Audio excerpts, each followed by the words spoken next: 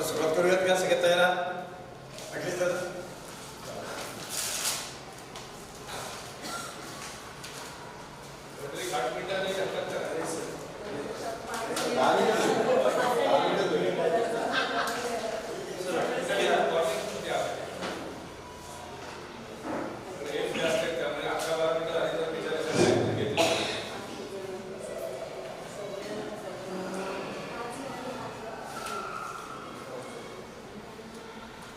ज्ञानप्रबोधिनीच्या राष्ट्रीय एकात्मतेचे विविध आयाम हे आपल्याला समजावेत.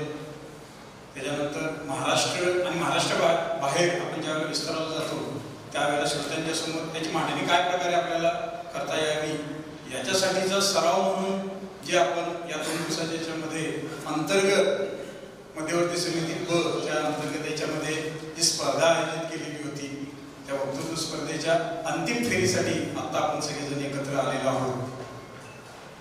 आता याचं लाईव्हवरती सुद्धा आपण दाखवणार आहोत. तर जो क्रम असणार आहे तो क्रम मी पहिल्यांदा सांगतो, त्याच्यानंतर मग त्या पद्धतीनं आपण एक येतील आणि त्यांचं सादरीकरण करतील. पहिल्यांदा इंग्रजी भाषेतले जे वक्तृत्व करणारे आहेत ते पहिल्यांदा येतील. पहिला श्यामाताई दाता, नंतर अखिलेश दादा कसबेकर, शुभंकर दादा केळकर, अनिरुद्ध दादा वाघ आणि त्यांच्यानंतर मराठी भाषेतले येतील साधनाताई, सचिन दादा, अमृताताई आणि सुधाताई राहणे. असा तो क्रम असेल. तर मी पहिले श्रोत्यांना विनंती करतो की श्यामाताई दाता यांचा विषय आहे सामाजिक एकात्मता, त्यांनी सुरुवात करा.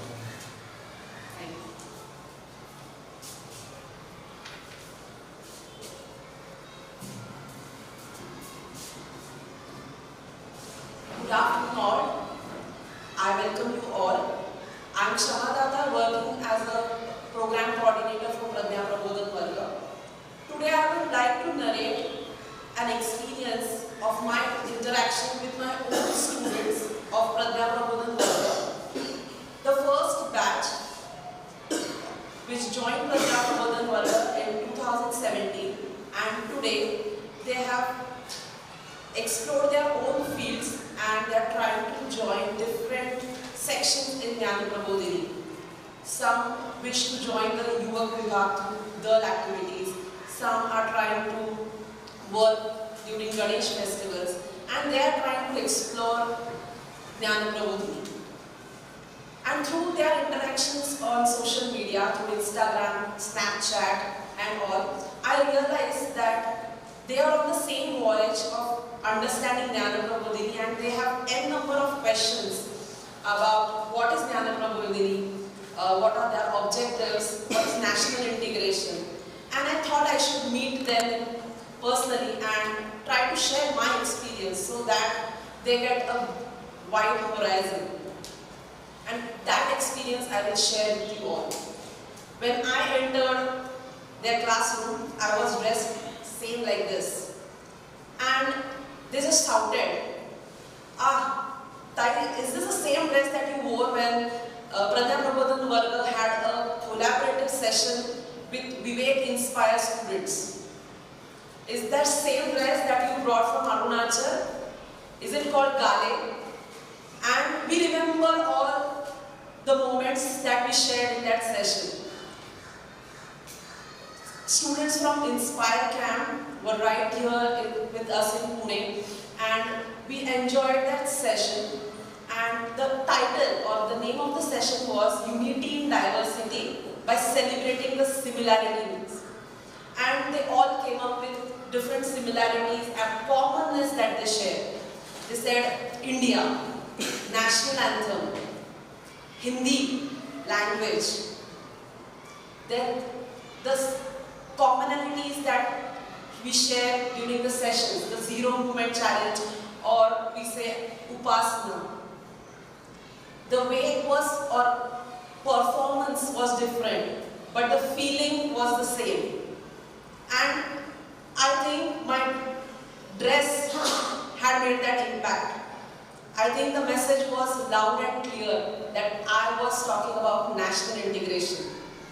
And in Prabodhini, national integration is one of the areas we work on. National integration is a blend of several feelings the feeling of belongingness and affiliation toward the people, toward the nation and the society as a whole. It is a connection that goes beyond geographical boundaries. And my personal experience says that through various projects, programs, initiatives that are undertaken at Jnana Prabodhini, all the volunteers or all the people work devotedly, coming from different backgrounds, coming from different fields, but with a sincere urge in their subconscious and conscious mind that they have to strengthen the process of national integration. And I started my story. I told them that my own journey with Prabodhini started in 2015 when I joined as a student for the course titled Education of the Gifted, Methods and Strategies. And it was through this unique course that I started this wonderful and enriching journey. This journey was made more enriching and fruitful when our reality or our dream came into reality, that is you all sitting in front of me, my Prabodhan Varga students. And we started this program to nurture high ability students coming from different schools from Pune. And my first learning in Jnana Prabodhini was nurturing talents or motivating intelligence for social change. And that is the motto of Jnana Prabodhini. We believe that enriched education will ensure enhancement of intelligence. And I think that it's a prerequisite for developing abilities, potentials, talents and gifts. Talent development will help to make ideal men and take them to the path of self-actualization and ultimately contribute to nation building. And here was my second learning in Jnana Prabodhini, man-making for nation building. And if you read through the literature, if you come across different books, you will see this overriding themes across every department and every project and every initiative, that is man-making. Now you'll wonder, what is this man-making? And this was my third learning. Concern, commitment and competence makes a man. And Jnana Prabodhini means awakener of knowledge. And this knowledge is about one own self and the multiple relations between self and others. And this awakening is that teaching individuals the concern of how to maintain these relationships, how to balance the well-being of these relationships. And that's the ultimate goal of Jnana Prabodhini. And these three guiding principles justified my decision of resigning from my full-time job at Gurukul School, that's a private school run in Pune. And my principal supported this decision, but I remember her words. She said, I accept your resignation just because you are taking job or you are working for Jnana Prabodhini. And I still remember those words. She said that Jnana Prabodhini is an institution which will instill that sincerity in you, that ardor and zeal, and it will give you purpose in life. She also worked in Jnana Prabodhini when she was doing her B.Ed course. And maybe that gave her insight that through Prabodhini, we are going to build, or you are going to build that character traits that are required in an individual of intuitiveness, initiativeness, rightiness, studiousness, leadership qualities, organization skills, and one most important thing is it will instill motivation in you to do something better for the country.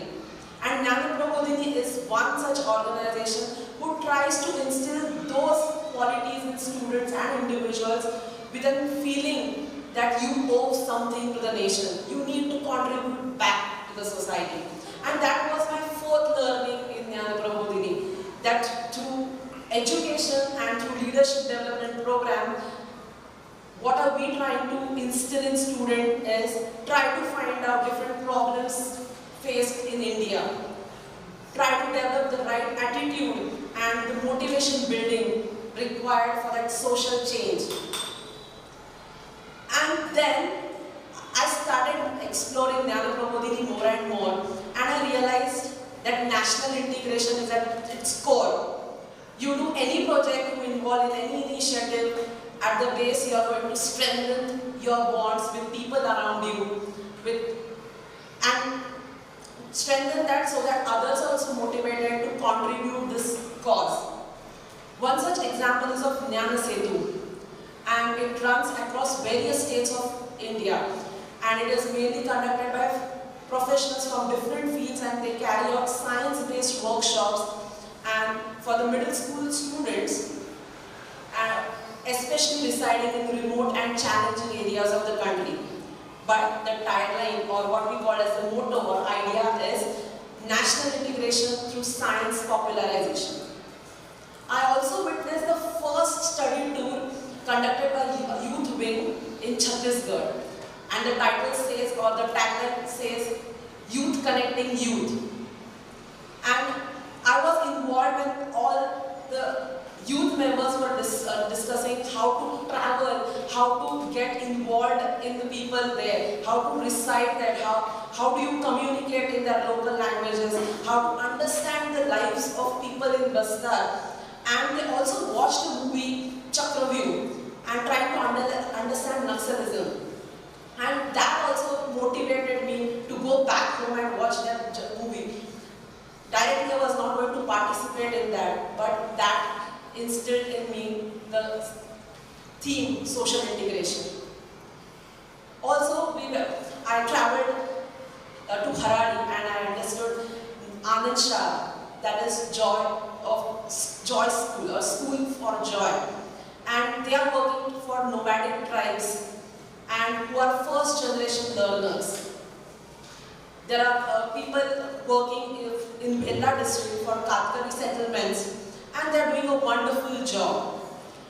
In all, what I want to conclude, or what I want to tell you is, Jnana Prabodhini as an institution is a beehive of people who work together devotedly to shape and cultivate human talents into zestful, productive forces. It is an organization started and is going to strengthen just to cater to the diverse India's need. And through various programs, it tries to instill in us the sense of devotion and the sense of national awakening, development, and that's called national integration. When we wrote what are our aims in the coming 10 years, I see that Jnana Prabodhini is trying to establish structures for cultural expansion and expression from individual level to wide social range, just to instill that sense of integrity in the society. They are trying to create and implement materials, skills, competencies, the process of attitude formation into various age groups to strengthen the process of leadership development, just to contribute in some way so that we can cater to the diverse need in the society, and that too in the face of increasing polarization and social destructive narratives. When I read all this and when I try to convey it to you, all these thoughts resonates with Swami Vivekananda's thoughts, and he has aptly described it in a quote. It is man making culture and traditions that we want. It is man making theories that we want. It is man making education for all that we want. And for what? That is nation building. That is national integration. I unquote. Thank you.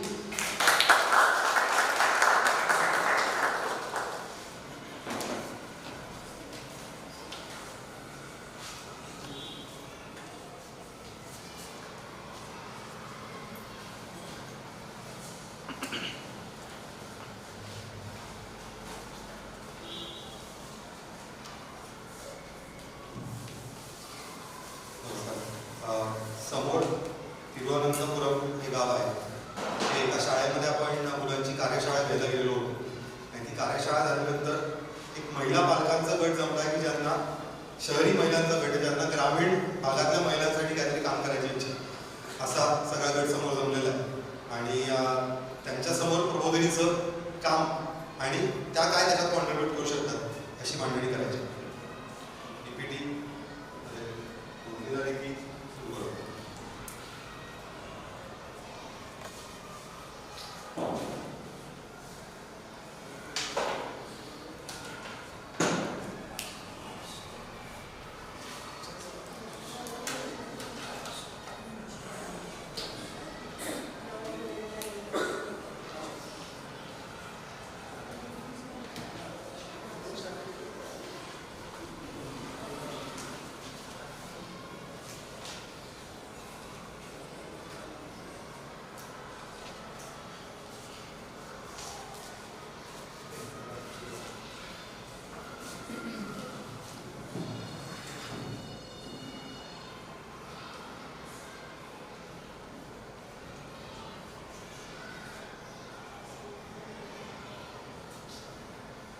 Good afternoon, everyone.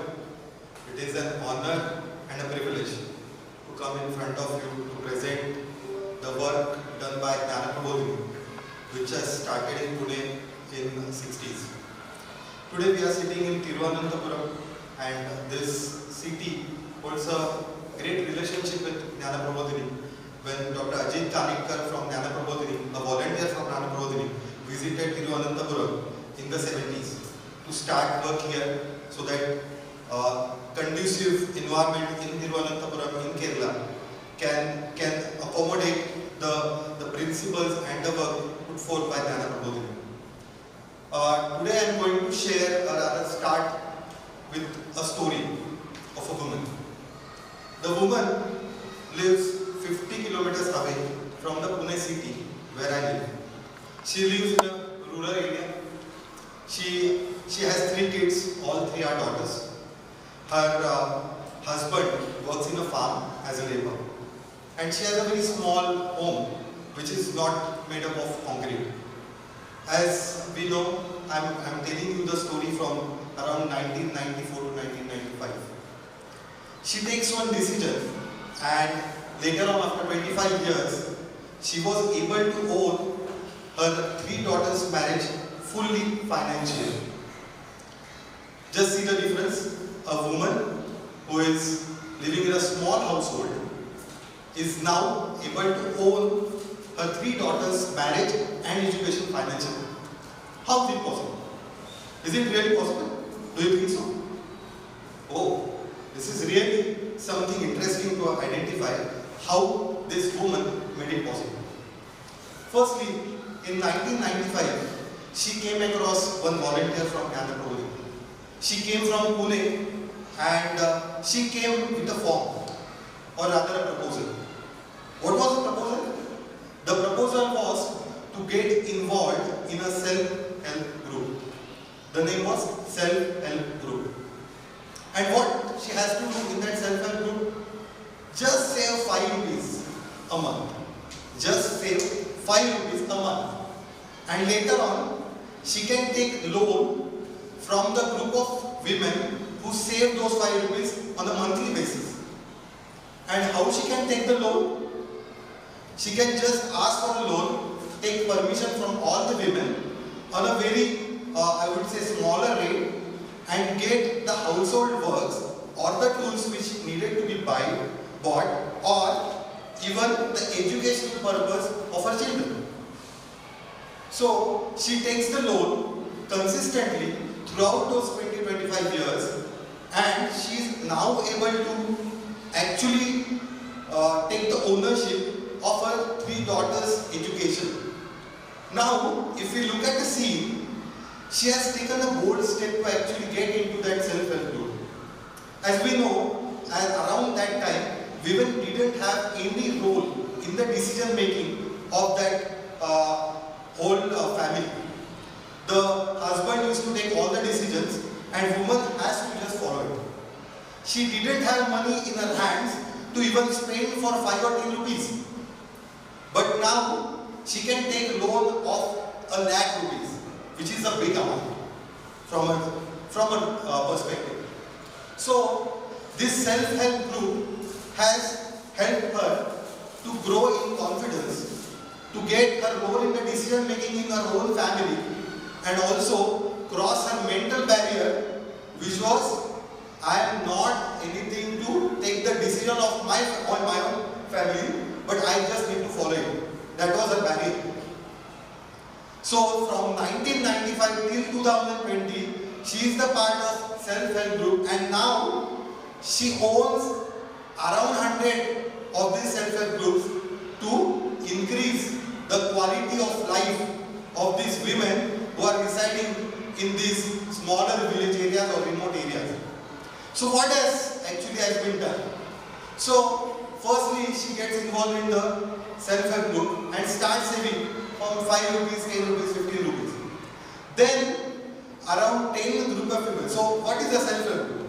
So self-help group is nothing but a group of women who decide to save money on a monthly basis and allow each other to take loan from the saved money to elevate their quality of life or elevate their day-to-day living. So they can buy something for their home, they can even get their education of their children done. Lot many things are there. So with the help of that saved money, they can help each other to grow, and that helps to increase the confidence of the woman. So that is the first part of the story.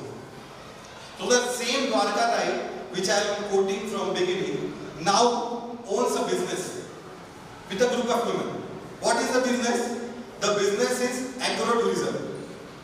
So the initial stage where she was able to save the money, cross the barrier of being gone into the mainstream, from hidden stream to the mainstream. Now she owns a business with a group of women, and they run a business called as agro-tourism. They have created one area of land where all the people coming from the city area, as the rural area is not so much visible or not known to the city people, they now come to the rural village, they see what's going on, they enjoy the rural food, rural culture, as well as the rural, surroundings around them. And then these women, or the group of women, make money out of it. They run a business. And that is nothing but creation of wealth. So first is saving your money, increase your confidence, and second part is creation of wealth.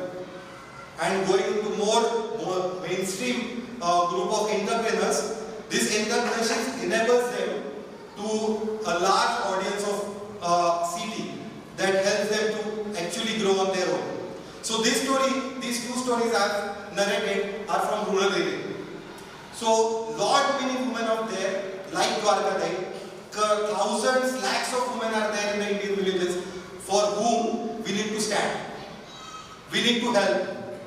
And how we can help? By organizing them. And such organizations are necessary for the nation to grow. So one such organization was found by the name of Jnana Prabodhini by late Vinayak Vishwanath Pense in the year 1962 in Pune, in Maharashtra, which is around 2000 kilometers from here. So that institution or that organization has grown in many facets. I told you one rural development or women empowerment. That Dwarka is now leading a group of women, so that also comes under the leadership development part. So apart from that, we are growing into many sectors now around Maharashtra, and we have ambition to go out of Maharashtra to go to get around in the India, hold together India, so that our principles, the Jnana Prabodhini's ideology, Jnana Prabodhini's philosophy, Jnana Prabodhini's principle go around the world. So as a part of that, I am here to just request you all to come to Pune, come to Maharashtra to see what work we are doing and what principles we are trying to put forward, so that we can just get to know each other's opinion, and we can come together and work for the women here in Kerala. I am just narrating the sectors which are covered by Jnana Prabodhini. The three keywords definitely motivation building, attitude formation and skill development which are necessary for a group of people to grow and the nation to grow. I'll ask you to go to the next. And at the last, I'll just make a statement. So what Jnana Pradbodhini is all about? It's about awakening of knowledge, man-making and nation-building movement for motivating intelligence for social change. I appeal all of you to get involved in the social change. Let's come together and do some great work. Thank you.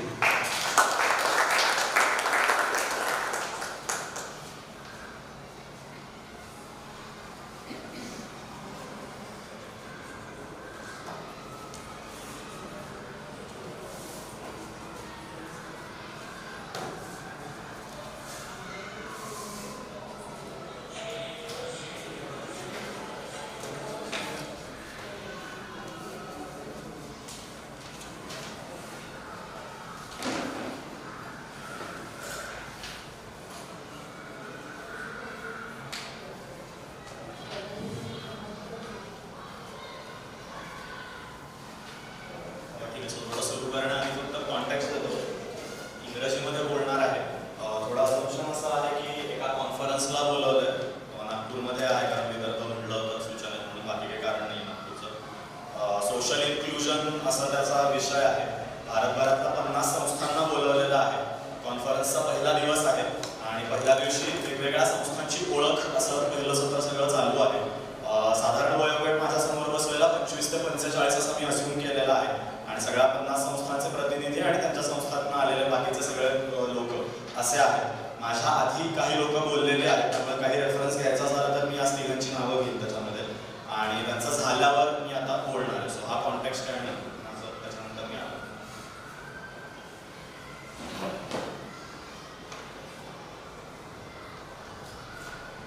So I have these 2 pages in my hands. I have written my speech, which if I read will end in exactly 10 minutes. But after listening to all the eminent speakers who have spoken before me, I am forced to revisit the notions of presentation and my introductory remarks. So I have decided to path my days with this document, and I try to be as candid as possible. Problem with candidness is you lose track of time, so I request Saugandha Dada to remind me of time.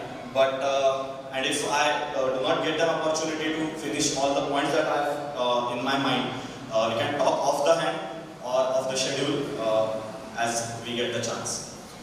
So if you go to any workshop of oratory or the speech workshops, they probably tell you that you always have to start with a joke or a story or personal experience. For last 10 minutes, I have been reminding at least one joke that I could crack here so that you will get engaged with me. But trust me, I have failed. I have got 0. So probably I thought I should start with a story. So the story goes like this.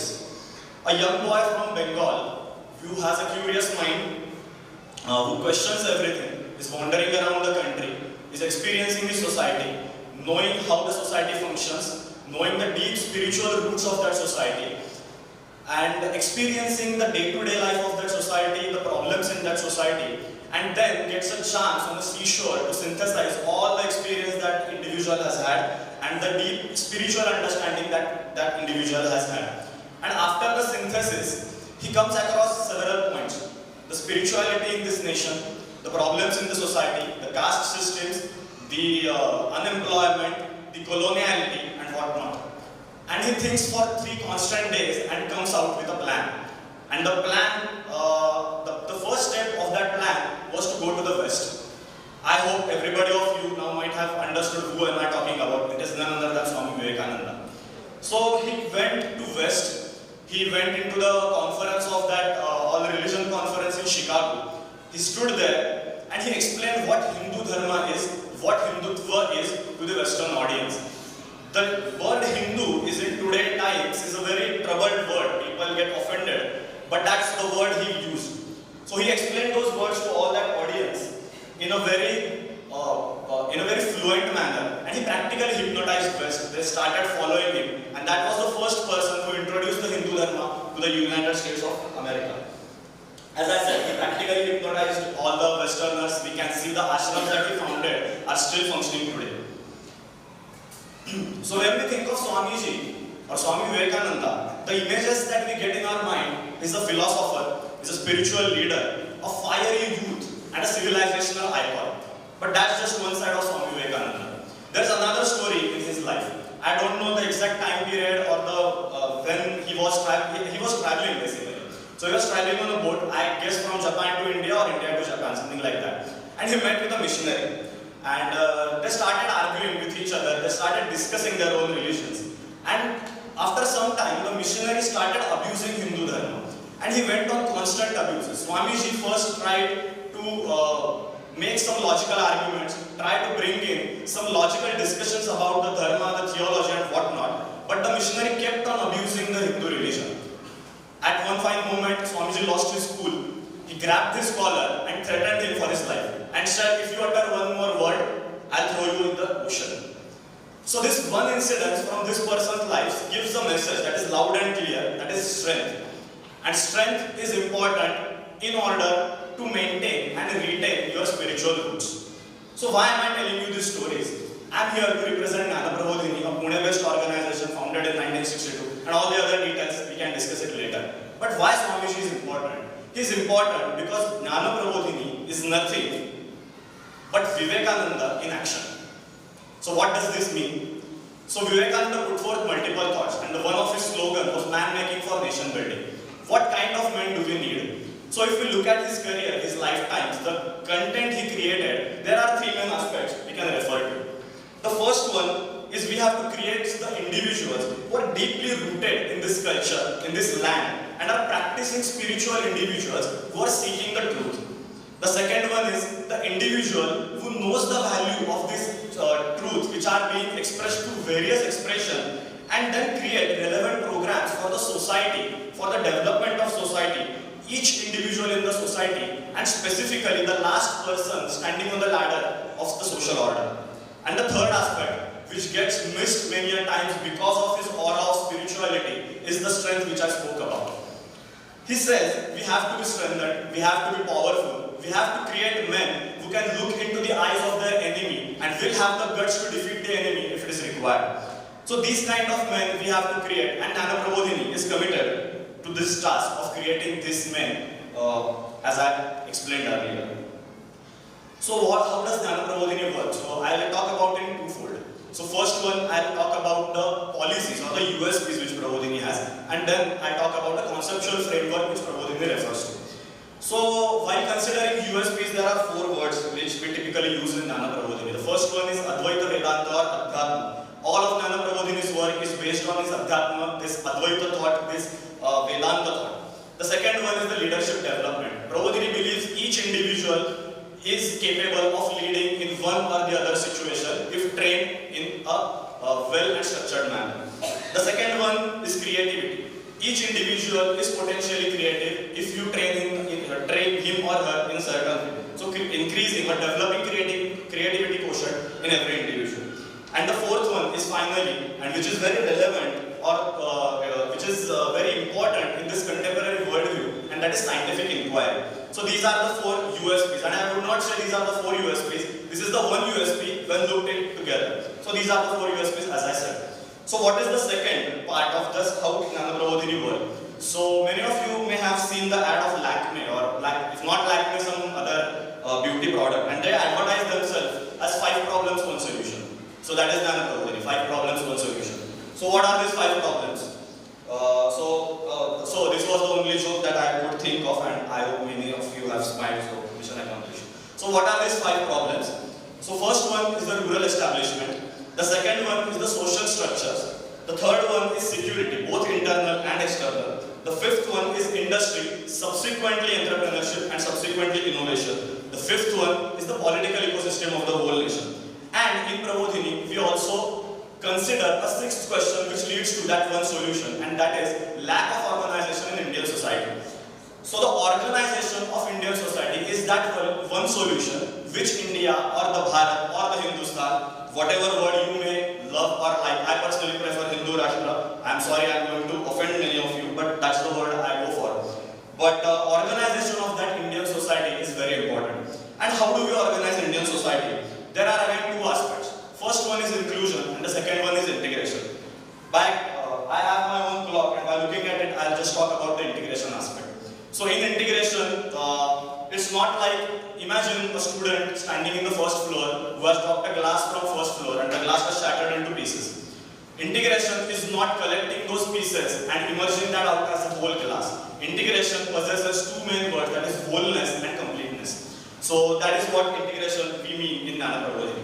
So there are again threefold. We think of integration in a threefold manner. The first one is acceptance, the second one is empathy, and third one is commitment. Acceptance of diversity in the society, empathy towards the society or all the stakeholders in that diversity, and third one is the commitment for development of that society. So that's how we look at integration. So why integration is important? Because there are multiple dimensions which differentiates your society. Be it caste, be it creed, be it religion, race, language, geographical regions and whatnot. And integration is nothing but looking at the variety of expression which is coming out of one single truth, and hence that one single truth is the major source of that integration which we refer to in Nanoprobodhini. So how does Nanoprobodhini work? We have multiple programs. I can go on talking about for 2 days straight that much program and that much diversity we have in our organization. But I will talk about a few. First one, our position regarding language. So in Prabodhini, we believe every Indian should learn at least 3 or more languages which have origins in India other than their own mother tongue. We all know Vinoba and Arvind Sri Aurobindo. Both of them knew more than 14 or 17 languages. And one incident, Vinoba says, if I can do it, anybody can do it. So that was his greatness. But nevertheless, 3 languages we think everybody should understand. How do we go about it? We have Indic Research Wing which conduct rituals of religious rituals in their own regional languages. We sing songs, we study literature from different languages. We try to create content in the regional languages. And which type of content? So we have science program, we have educational pedagogical programs, etc., personality texting and many more things. And the last one is we have 5 school setups. Among them, the 2 are specific where we have multilingual students. So that's our position regarding language. The second position is regarding the provincial identities, which are very strong, and we in Nanoprobodhini believe that they are very important. They are not to be disintegrated. They have to be integrated, but with a main thought that is of India. So there are multiple things. A youth organization we have which is committed to build a network in Pune city for students from border states.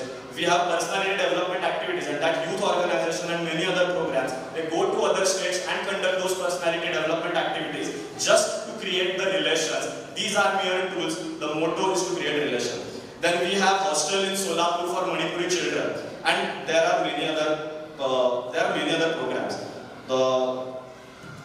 Savindra Dada has made this point, just 1 minute. Why Vivekananda is important? Because it is the Indic thought. It is still relevant in today's world of wars, of identities and narratives. And building this Indian nation, or to be more specific, this Hindu nation, is in the interest of humanity. And that is why Vivekananda and Nanoprobodhini is still relevant today. The task is huge. The things which we have to do are diverse, and they are not going to happen in our lifetime, and hence a collective and integrated effort is important. So I appeal all of you to join hands for this mammoth task. Thank you.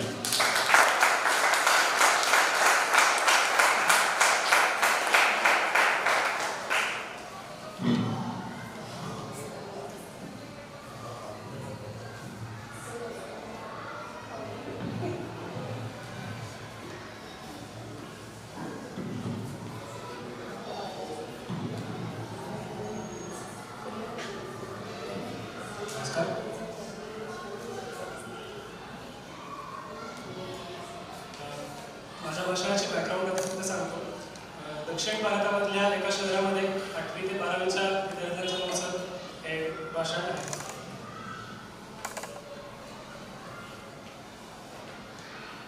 Hello all, a very good afternoon. Respected seniors and my dear friends, my name is Aniruddha Vak and I am from Nanoprobodhini organization in Pune. I am working at Nanoprobodhini in youth organization. So what is youth organization? I will tell you about it in my speech. But what I am going to tell you today is a brief introduction of my organization, that is Nanoprobodhini, and its work in national integration in areas of regions and languages.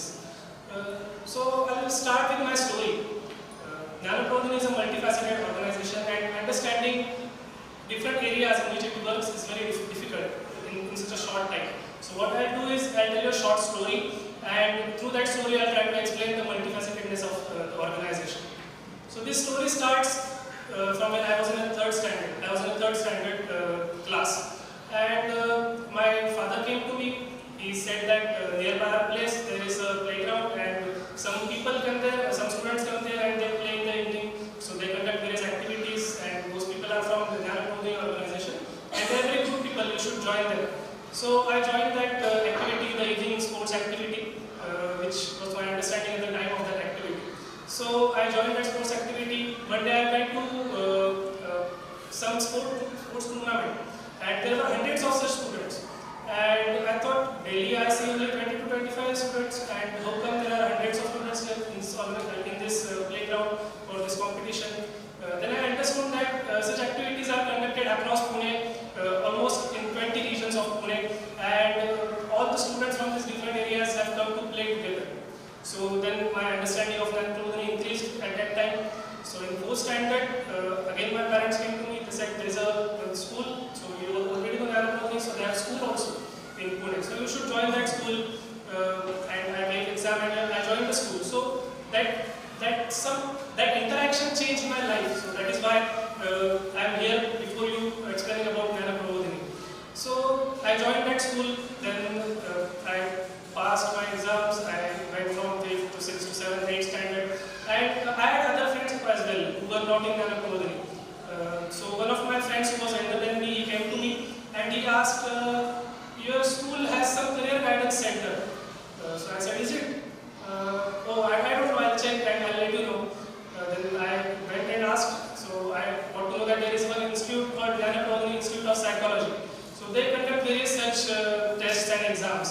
And so I told him, so this is the department, I'm in school, but that is a different department, and you should go there, and these are the basic details, you should go there and do the test. So after that, I went to college. My friends from college were from different areas of Maharashtra, and they came to me.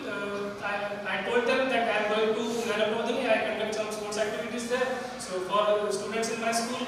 So they told me that, so are you preparing for UPSC? I said, no. Why? So he said, I know that Jnana Prabodhini is a UPSC center. So I come from Vidarbha, and many people from there come to Pune for joining Jnana Prabodhini for UPSC preparation.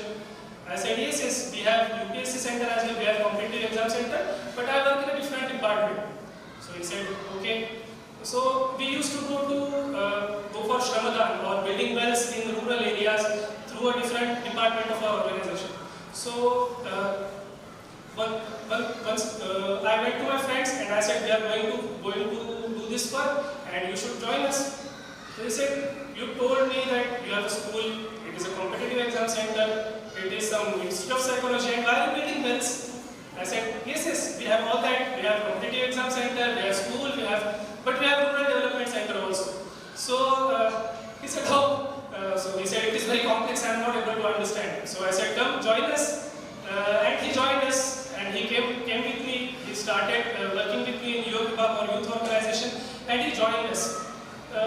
So he came to know about other departments as well. So there are Women Power Mobilization Department, which works in urban as well as rural women. And in rural areas, what they do is they create self-help groups where women are participating in various entrepreneurial activities. They are building their own capital and they are building their businesses through it.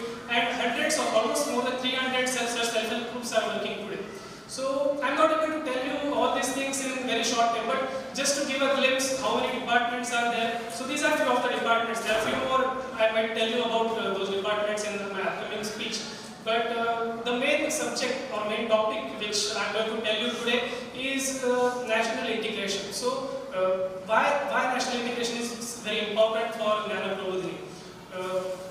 Jnana Prabodhini was founded in the 60s by late Dr. Vinayak Vishwanath alias Appaji Pedse. So it was founded, what it was is an experiment of Vivekananda's thoughts. So Vivekananda's thought that our cultural heritage and the unity which it represents, that we should combine with our social experimenting or social work, and we should do some experiments with that in the field of education. That was the thought behind starting Jnana Prabodhini. So we started this work in the 60s, and now it has come to these many departments, these many sections, and all these departments work in different areas. So I told you, some work in rural areas, some work in urban areas, some work in very high research, some work in very basic organizations. So all these things are different, but what is it that unites all this work? So that is the idea behind Jnana Prabodhini. So that is bridging minds across regions, across various social strata, various financial strata, various religions, various castes. So building bridges or meeting of minds is the idea behind Jnana Prabodhini, and that is why national integration is very important for Jnana Prabodhini. So how do we work on it? So how the work which we are doing is affecting national integration, or what specific work we are doing in national integration, that I will tell you briefly. So each department is doing their own work, but they are doing some part of it is related to national integration as well. So national integration starts from schools, various schools of Jnana Prabodhini, very basic level. So the students visit nearby areas in Maharashtra, outside Pune or outside the respective location of the school, and they visit those areas. They try to understand life. So some schools are in the rural area. They try to understand urban mindset, urban people. Some schools are in the urban area. They go to rural villages and rural area, and they try to understand rural mindset. But this does not stop here. So they go to different states, they go to border states, they go to difficult states. So this is called Matrubhumi Parichaya Sahal, or knowing your motherland. So just knowing is not enough. So what is beyond that? So beyond knowing your motherland, so conduct various activities, create friends, make friends across regions, across your country. So we go to Chhattisgarh. So there is some department called Educational Activities and Research Center. So they conduct activity called Jnana Setu. So they go to various states, almost 8 states, and they conduct Jnana Setu, which the name itself says that building bridges through knowledge. So we conduct various activities in area of education, and we try to connect with students there, the students in remote areas as well as well-known areas. Apart from that, there is another activity which we call Prabodhan Shibir. So we go to Bastar, we go to Naxal affected area. So this national integration is in the genes of Jnana Prabodhini. Why I say that? Because from 60s we are going to Nagaland, we are going to Punjab. All of us know the difficult time in Punjab when Khalistan movement was at very peak. And at that time, our volunteers went there. They met even the terrorists who were conducting all those activities. Even last year, I remember some of the young people, 20-year-old boy who is meeting a Naxalite person. And how thrilling that experience must be. Just try to imagine. You are going somewhere and you are actually experiencing something which you are just reading in newspapers or some books. But you get to actually experience that, and you actually try to make some difference in the life of those people. So that is why this experience is very important.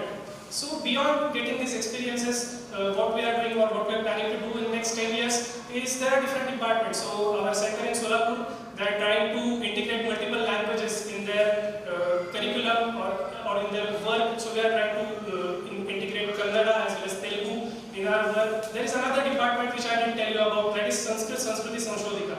That is basically research in Sanskrit as well as culture. They are creating various sanskars in modern language, which you can say, getting our ancient knowledge and how is it relevant to our current life. That they are doing research in, and they are trying to modernize our sanskars. And all those sanskars or religious rites, they are trying to convert in different languages as well. Also, they are planned to conduct research across states and across different cultures to prepare an encyclopedia for such religious rites in different areas and different cultures of India. So this is the work which we are trying to do across India, across the nation, which is, as I said, this is the work for building bridges, this is work for connecting minds. And I am here to invite you all to join us, to join this work and participate in such activities, get great exposure, and let us build our country together. Thank you.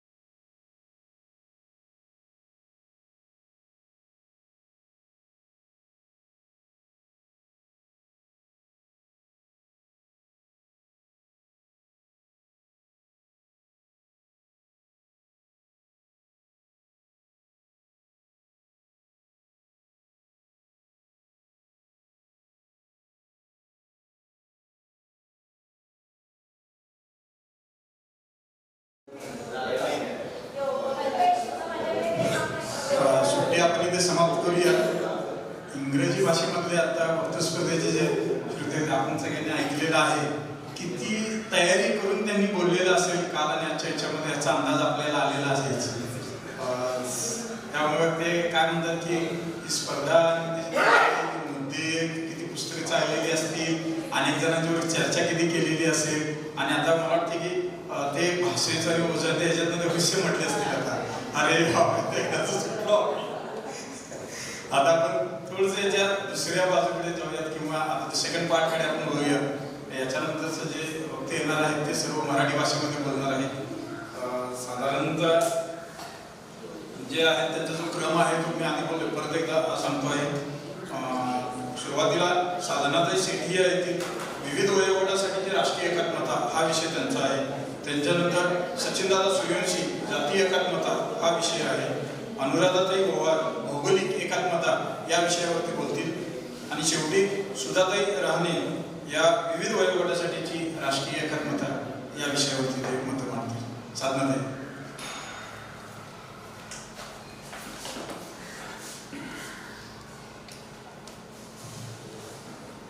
नमस्कार.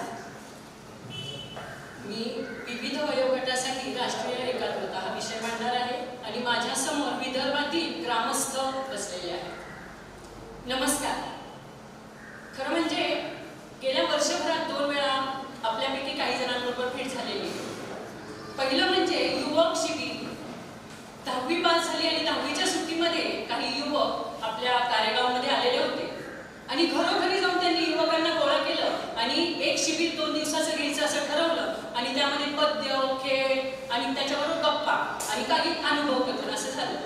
आणि ह्या युवकांमार्फत प्रबोधिनी अनेक घरांपर्यंत पोहोचली. युवकांचं हे काम सुरू झालं आणि युवती कुठे मागे राहत आहेत.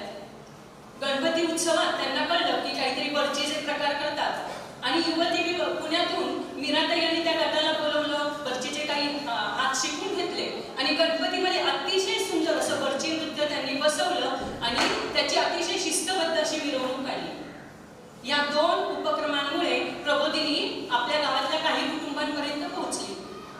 तिसऱ्या वेळेस एक फिल्म दाखवली आपण प्रबोधिनीची.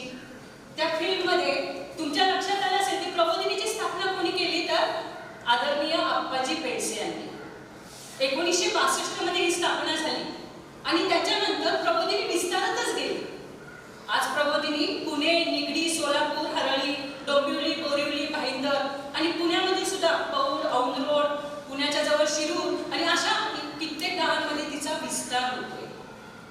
खरं म्हणजे इथे तुमच्याबरोबर गप्पा मारायला मला खूप आवडणार आहे. थोडा आग्रह मी दादाला केलेला होता की दादा आपण ग्रामस्थांना सगळ्यांना बोलवूया आणि त्याच्यासाठी आज बैठकीची वेळ सुद्धा बदलली. आज आपण थोडं संध्याकाळी जमलेलो आहोत. इथे मला युवक दिसत आहेत, युवती दिसत आहेत, महिला दिसत आहेत. पुरुषांची थोडी कमी संख्या आहे पण तरी चालणार आहे. आज आपण प्रबोधिनी समजून घेऊयात आणि विविध वयोगटातील एकात्मता काय आहे ही गोष्ट सुद्धा समजून घेऊयात. आता मी दादा बरोबर आले तेव्हा दादाने मला तुमच्या गावातली एक गोष्ट सांगितली की संत गाडगेबाबा स्वच्छता अभियानामध्ये कारेगावचा पहिला क्रमांक आला आहे आणि खूप आनंद झाला.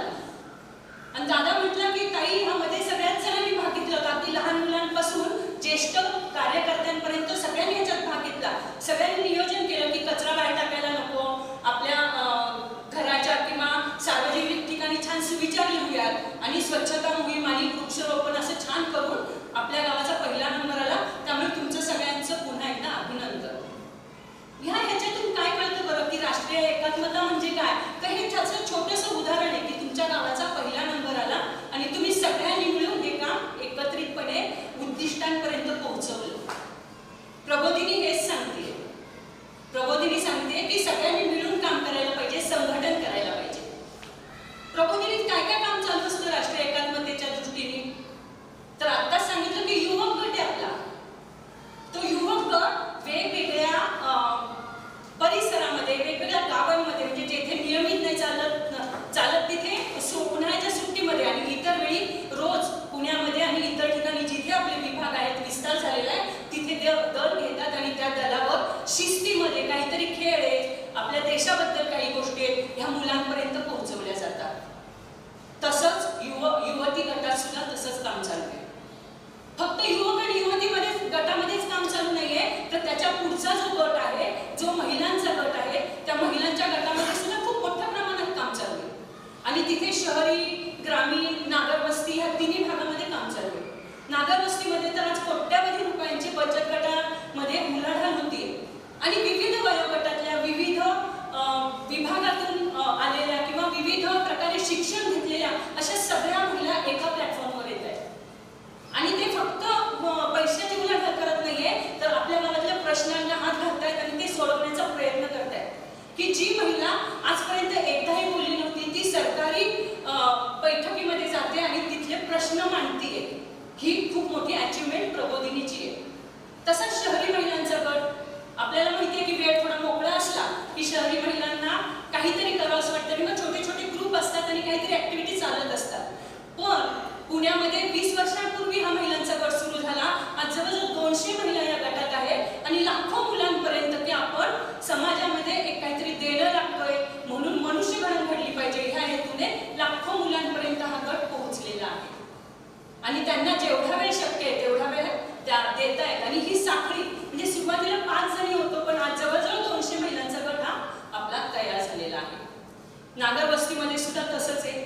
नागरवस्तीचा गट आहे की अभंग गायन ही कॉमन गोष्ट घेऊन दर आठवड्याला अभंग गायन करणं आणि एकत्र येणं ही खूप मोठी गोष्ट नागरवस्तीच्या गटामध्ये सुद्धा घडते.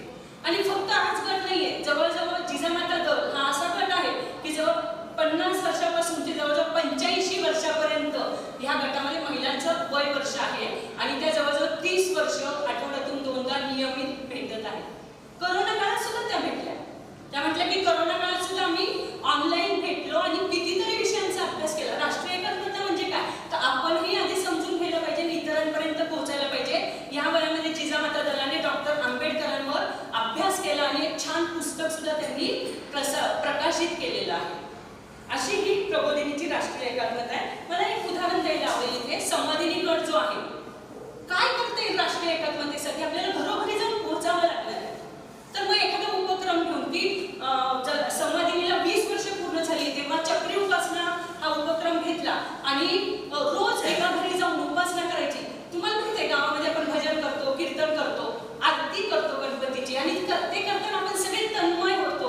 आपल्यामध्ये कोणताही भेदभाव राहत नाही. स्त्री पुरुष, लहान मोठे, शिक्षण, उच्च शिक्षित, नोकरी करणारा, शेती करणारा, काही भेदभाव राहत नाही. आपण एका सगळ्या लेवलला येतो. तशी प्रबोधिनीची उपासना सुद्धा करताना भाव येतो आणि हा भाव सगळ्यांपर्यंत पोहोचावा म्हणून शहरी भागात आम्ही असं केलं की 375 दिवस प्रत्येक एक वेगवेगळ्या घरांमध्ये जाऊ आणि उपासना करू आणि जवळजवळ 6,000 व्यक्तींपर्यंत ही उपासना पोहोचली. हे म्हणजेच राष्ट्रीय एकात्मता आहे. मला एक गोष्ट आठवते. एक मुलगी असते आणि ती अशी डोंगर चढत असते आणि तिच्याकडे एक मूल असतं आणि एक जरा ज्येष्ठ व्यक्ती डोंगर चढत असते. वरती जातात, तो मुलगा खाली उतरतो, त्याला खायला काहीतरी देते, खेळतो तो आणि ज्येष्ठ व्यक्ती अशीच चढून दमून थोडीशी बसलेली असते. त्या मुलीच्या शेजारी जाऊन ते बसतात. ती मुलगी बसल्यानंतर आणि तिला विचारतात, काय गं, किती ओझं घेऊन तू इथे आलीस? ती मुलगी म्हणते, कुठे ओझं? म्हणजे अगं डोंगर चढताना तुझ्या कडेवर नव्हतं का ओझं? ते ओझं नाहीये, हा माझा भाऊ आहे. राष्ट्रीय एकात्मता वेगळं काही नाही, ती आपल्या आतमध्येच मुरलेली आहे. आपण भारत या देशाचे अविभाज्य भाग आहोत आणि हे सगळ्यांपर्यंत म्हणजे एकात्मता म्हणजे काय, आपल्या सगळ्यांमध्ये एकच आत्मा आहे, एकच काहीतरी ते आपल्यामध्ये तेज आहे, ते सगळ्यांमध्ये आहे. हे आपल्याला सगळ्यांपर्यंत पोहोचवायचंय आणि ही विविध वयोगटांमध्ये म्हणजे परवाच मी अशा माझ्या नातीला घेऊन भोंडल्याच्या कार्यक्रमाला गेले होते प्रबोधिनी आणि तिथे भोंडला झाला आणि दुसऱ्या दिवशी रिक्षेने मला कुठेतरी जायचं होतं. ती त्या दिवशी बरोबर आई हे बघ प्रबोधिनी आली. आपण आपल्या कोणत्या वयोगटातल्या व्यक्तींना तिथे नेतोय, काय करतोय? आज इथे सगळे ग्रामस्थ जमल्यात ना, पुरुष आणि मला हे खूप छान वाटलं. महिलांना बाहेर पडताना घरातल्या सगळ्यांचा सपोर्ट लागतो. म्हणजे राष्ट्रीय एकात्मता म्हणजे फक्त देशासाठी नाही, ती आपल्या कुटुंबापासून सुरुवात करायला लागेल की कुटुंबात सगळ्यांना आपल्या सपोर्ट मिळायला पाहिजे. तर नक्की मला असं वाटतं की युवकांनी घरी जाऊन सांगितलं आणि आज त्यांचे पालक इथे आलेले आहेत म्हणजे प्रबोधिनी त्यांच्यापर्यंत नक्की पोहोचत आहे. युवक त्यांच्यामधली एकात्मता हा खूप महत्वाचा विषय मला वाटतो. बरं का, आता पूर्ण जगात भारतामध्ये युवकांची संख्या जास्त आहे आणि मग युवकांची संख्या योग्य दिशेने जायला पाहिजे. आज अनेक प्रश्न आहेत देशासमोर.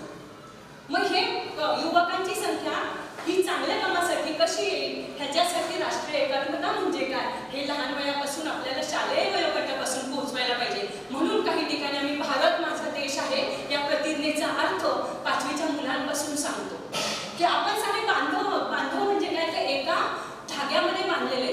आता दसरा झाला, दिवाळी झाली, सगळ्यांनी तोरण लावले असतील.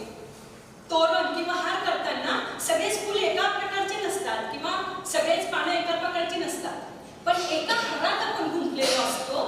तशी एकात्मता की गावामध्ये वेगवेगळी स्वभावाची लोक आहेत, वेगवेगळ्या जाती पंथ धर्माची लोक असतील, पण आपला मेन उद्देश काय आहे? भारत माझा देश आहे आणि त्याच्यासाठी मी काम करणार आहे. मग आपले छोटे छोटे मनोभेद काय असतील ते आपण ठराविक वेळेसाठी बाजूला करू शकतो असं मला वाटतं.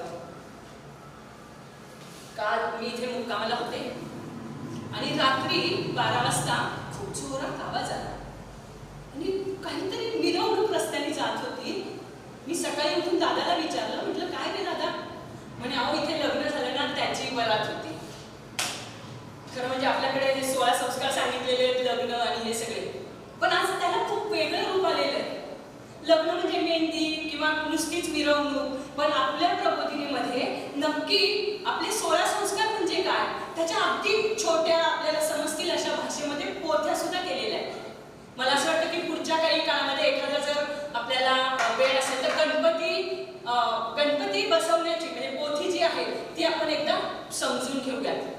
प्रबोधिनी हे असं नेहमी सांगते की आपल्याला मनुष्य घडंतर करायचे आहेत, पण त्याबरोबरच एकमेकांमध्ये बांधलेलं आपल्याला राहायचं आहे. व्यक्ती तितक्या प्रकृती असतात, हा तसं आहे. पण आज विविध वयोगटातील उदाहरणं जे आपण म्हणतो, तर मला नेहमी असं वाटतं बरं का, काही युवक ना हे वयाने जरी तरुण असले तरी मनाने म्हातारे झालेले असतात. तुमच्यापैकी कोणी नसणार मला याची खात्री आहे, कारण तुम्ही इथे आलेला आहात. आणि काही वयस्कर लोक ही तरुण असतात. त्यामुळे विविध वयोगटातील एकात्मता तर आपल्या शरीराला वय, आपल्या मनाला वय नाहीये बरं का. आणि मला असं नेहमी वाटतं, काल प्रवास करताना आमच्या सरांनी सुद्धा सांगितलं की रिटायरमेंट नंतर सुद्धा अनेक गोष्टी मिलिटरीतली लोक करत असतात, 10 वर्ष 20 वर्ष. तर आपल्याला सुद्धा अजून वेळ गेलेली नाही. इथे महिला असतील किंवा युवक असतील, कोणी असतील, वेळ गेलेली नाही. आपण काम कधी तर आजच्या क्षणापासून सुरू करू शकतो. आणि काय काम करता येईल, कसं करता येईल ह्याची बैठक आपण ह्याच्यानंतर घेणारच आहोत. भारत माता एकच दैवत येत्या दिवसांचे. आता मार्गशीर्ष महिना आहे, गुरुवारचे उपवास महिलांना असतील. आपल्या घरामध्ये हे सण उत्सव सगळे असणार आणि प्रत्येकाचे सण उत्सव वेगळे असणार, पण आपल्या सगळ्यांचा मिळून सामूहिक कोणता देव असणार आहे? तो भारत हा माझा देव असणार आहे. आणि त्याची पूजा करायची म्हणजे हात फुलं काही लागत नाही. आपल्याला पूल बांधायचे एकमेकांच्या मनात. आणि हे पूल ना कितीही मनोभेद झाले तरी आपल्याला तोडायचे नाही. कदाचित त्या पुलावरून आपण जाणार नाही, पण तो पूल आपण तोडणार नाहीये. ही गोष्ट, एक गोष्ट आज आपण लक्षात ठेवूयात की कोणताही पूल बांधलेला मी तोडणार नाही. कदाचित तो पूल तसाच राहील, मी त्याच्यावरून काही दिवस जाणार नाही, पण त्याच्यानंतर तो पूल आहे हा माझ्या मनात विश्वास राहील. अशी ही प्रबोधिनी इतकी सोपी एकात्मता सांगते. युवकांना आणि सगळ्यांनाच माझं आवाहन आहे की युवकांनी तर मला असं वाटतं की मनापासून काम करायला पाहिजे, भांडायला पाहिजे. म्हणजे भांडणं, आपले विचार मांडणं ही सुद्धा युवकांना खूप महत्वाची गोष्ट आहे. वाटतात की भांडण हे सुद्धा करता आलं पाहिजे, पण ते अगदी 5 वाक्यात करता आलं पाहिजे. मागचं पुढचं इकडचं तिकडचं, मग सामाजिक गोष्टींची आपण नासधूस करतो हे आपण सगळीकडे पाहतो. आणि दुसरी गोष्ट की भांडायचं असेल तर जरा बसून भांडलं तर तो जोश पण कमी होतो. काल मी पाहत होते की रात्री जोरजोरात तावात आपल्या गावात काहीतरी चाललं होतं. तर आपल्याला राष्ट्रीय एकात्मता आपल्या गावापासून सुरू करायची आहे आणि फक्त गावापुरती मर्यादित ठेवायची नाही. आज आम्ही पुण्याहून विदर्भात आलेलो आहोत. विदर्भातून तुम्हाला सुद्धा बाहेर पडायचंय, तर खूप मोठं उद्दिष्ट ठेवा आणि आपण सगळे मिळून हे काम करत राहूया. धन्यवाद.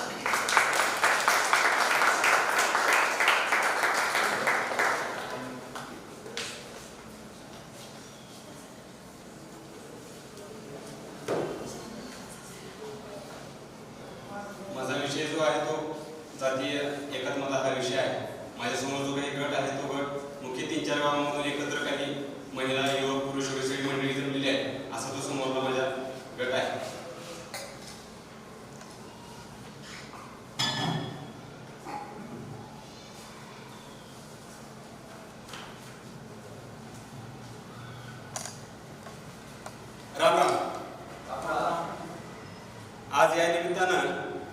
दिवसानंतर मी आपल्या गावामध्ये आलेलो आहे आणि ज्ञान प्रबोधिनी संस्थेच्या माध्यमातून जे काही आपल्या 3-4 गावामध्ये काम चालू आहे आणि त्या कामाच्या निमित्तानं आज आपण या ठिकाणी एकत्र जमलेलो आहोत. मला खूप आनंद आहे की आज या ठिकाणी महिला आहेत, युवती आहेत, युवक आहेत, प्रौढ माणसं सुद्धा या ठिकाणी आलेले आहात, तुम्ही जमलेला आहात. आणि मला त्याच्याही पुढे जाऊन असा आनंद आहे की आपण ज्या ठिकाणी आज जमलेलो आहोत त्या एका समाज मंदिरामध्ये जमलेलो आहोत.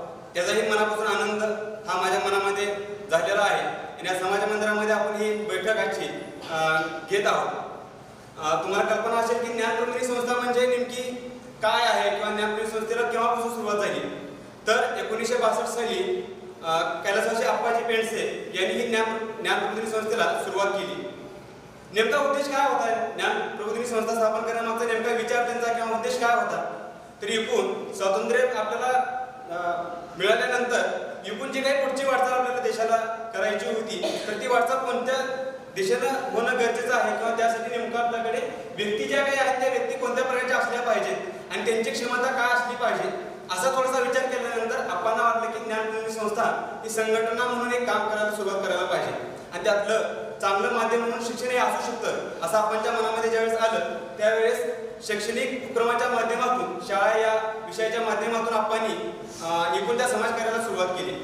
पण ज्यावेळेस शिक्षण हे सुरुवात झालं आणि शिक्षणानंतर असं आपणच्या लक्षात येत गेलं की एकूण जर आपला देश सशक्त किंवा ज्या टप्प्यावरती आता सध्या आपला देश आहे त्या टप्प्यावरून जर पुढे आपल्याला जर घेऊन जायचं असेल तर नक्कीच आपल्या प्रत्येक देशामधला प्रत्येक घटक प्रत्येक व्यक्ती हा सक्षम झाला पाहिजे आणि आज रोजी ज्या पद्धतीने विचार करतोय त्याच्या पुढे जाऊन तो त्यांनी विचार करायला पाहिजे.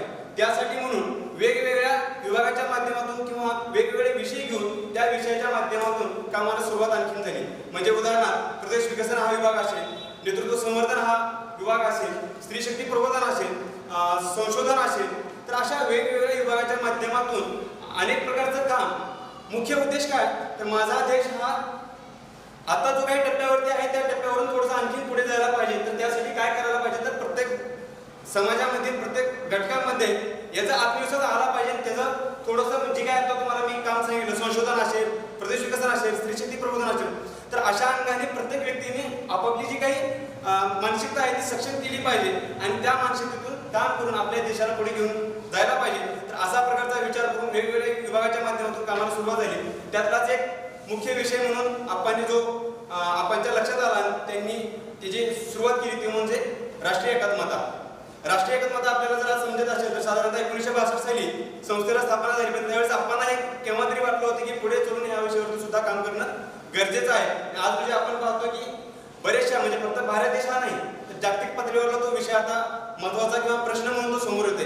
काय येतो प्रश्न म्हणून तर राष्ट्रीय एकात्मता हा जो काही मुद्दा आहे तर ह्या मुद्द्यावरती काहीतरी काम करणं गरजेचं आहे असं प्रत्येकाला वाटायला सुरुवात झाली. राष्ट्रीय एकात्मतेमध्ये सुद्धा अनेक असे वेगवेगळे प्रकारचे पैलू आहेत किंवा घटक आहेत. त्यातला एक पैलू म्हणजे जातीय एकात्मता. जातीय एकात्मता म्हणजे काय तर त्यातले काही थोडेसे उदाहरणं तुमच्या समोर मी या ठिकाणी मांडतो आहे. तर जातीय एकात्मता ही ज्ञानचा विचार थोडासा जर आपण पाहायला गेला नकळत म्हणजे मनामध्ये गोष्ट काही ठरवली आहे आणि मुद्दामून काहीतरी केली आहे असं न करता त्यांच्या वागण्यामधून त्यांच्या बोलण्यामधून म्हणजे ज्ञानचे जे काही ज्येष्ठ कार्यकर्ते असतील आप्पा असतील तर यांनी असं काही ठरवून हे केलं नाही की जातीय एकात्मतेबद्दल आपल्याला काहीतरी ठरवून हे काम करायचंच आहे असं सुरुवातीला अजिबात झालं नाही. तर सुरुवातीला काय झालं तर एकूण आपणच्या वागण्यातून आपणच्या बोलण्यातून किंवा ज्येष्ठ कार्यकर्ते जे काही त्यांच्या बोलण्यातून राहणीमानातून तर त्यातून असं लक्षात येत गेलं की मी कुणाच्या अन्नावरून मी आवाज देत नाही. म्हणजे आज रोजी मला जरी कोणी बोलवलं तर मला केंद्रामध्ये काय म्हणून बोलवतात तर सचिन दादा म्हणून बोलवतात. माझं आडनाव काय आहे कोणीच विचारत नाही. तर ही परंपरा आलेली आहे सर्व. कारण ह्याच्यामध्ये जर सुरुवातीला जर आपण आडनाव जर घेतलं बऱ्याचशा संस्थांमध्ये मी फिरलेलं आहे तर त्यात असं लक्षात येतं की आडनाव किंवा काहीतरी एक त्यामागचं बॅकग्राऊंड असतं. परंतु आपल्या इथं ताई दादा हे पुढे आपण त्यांना थोडेसे पद जे काय आहे ते देतो आणि त्यावर त्यांचं नाव घेत असतो. तर यातून ती नकळत होऊन जाते. म्हणजे आपल्याला वाटतं की इथं काहीच नाही. म्हणजे मला असं वाटतं की ज्ञान प्रबोधिनी संस्थेमध्ये जातीय एकात्मता म्हणजे जर शोधायचं असेल तर शोधण्याची गरजच नाही.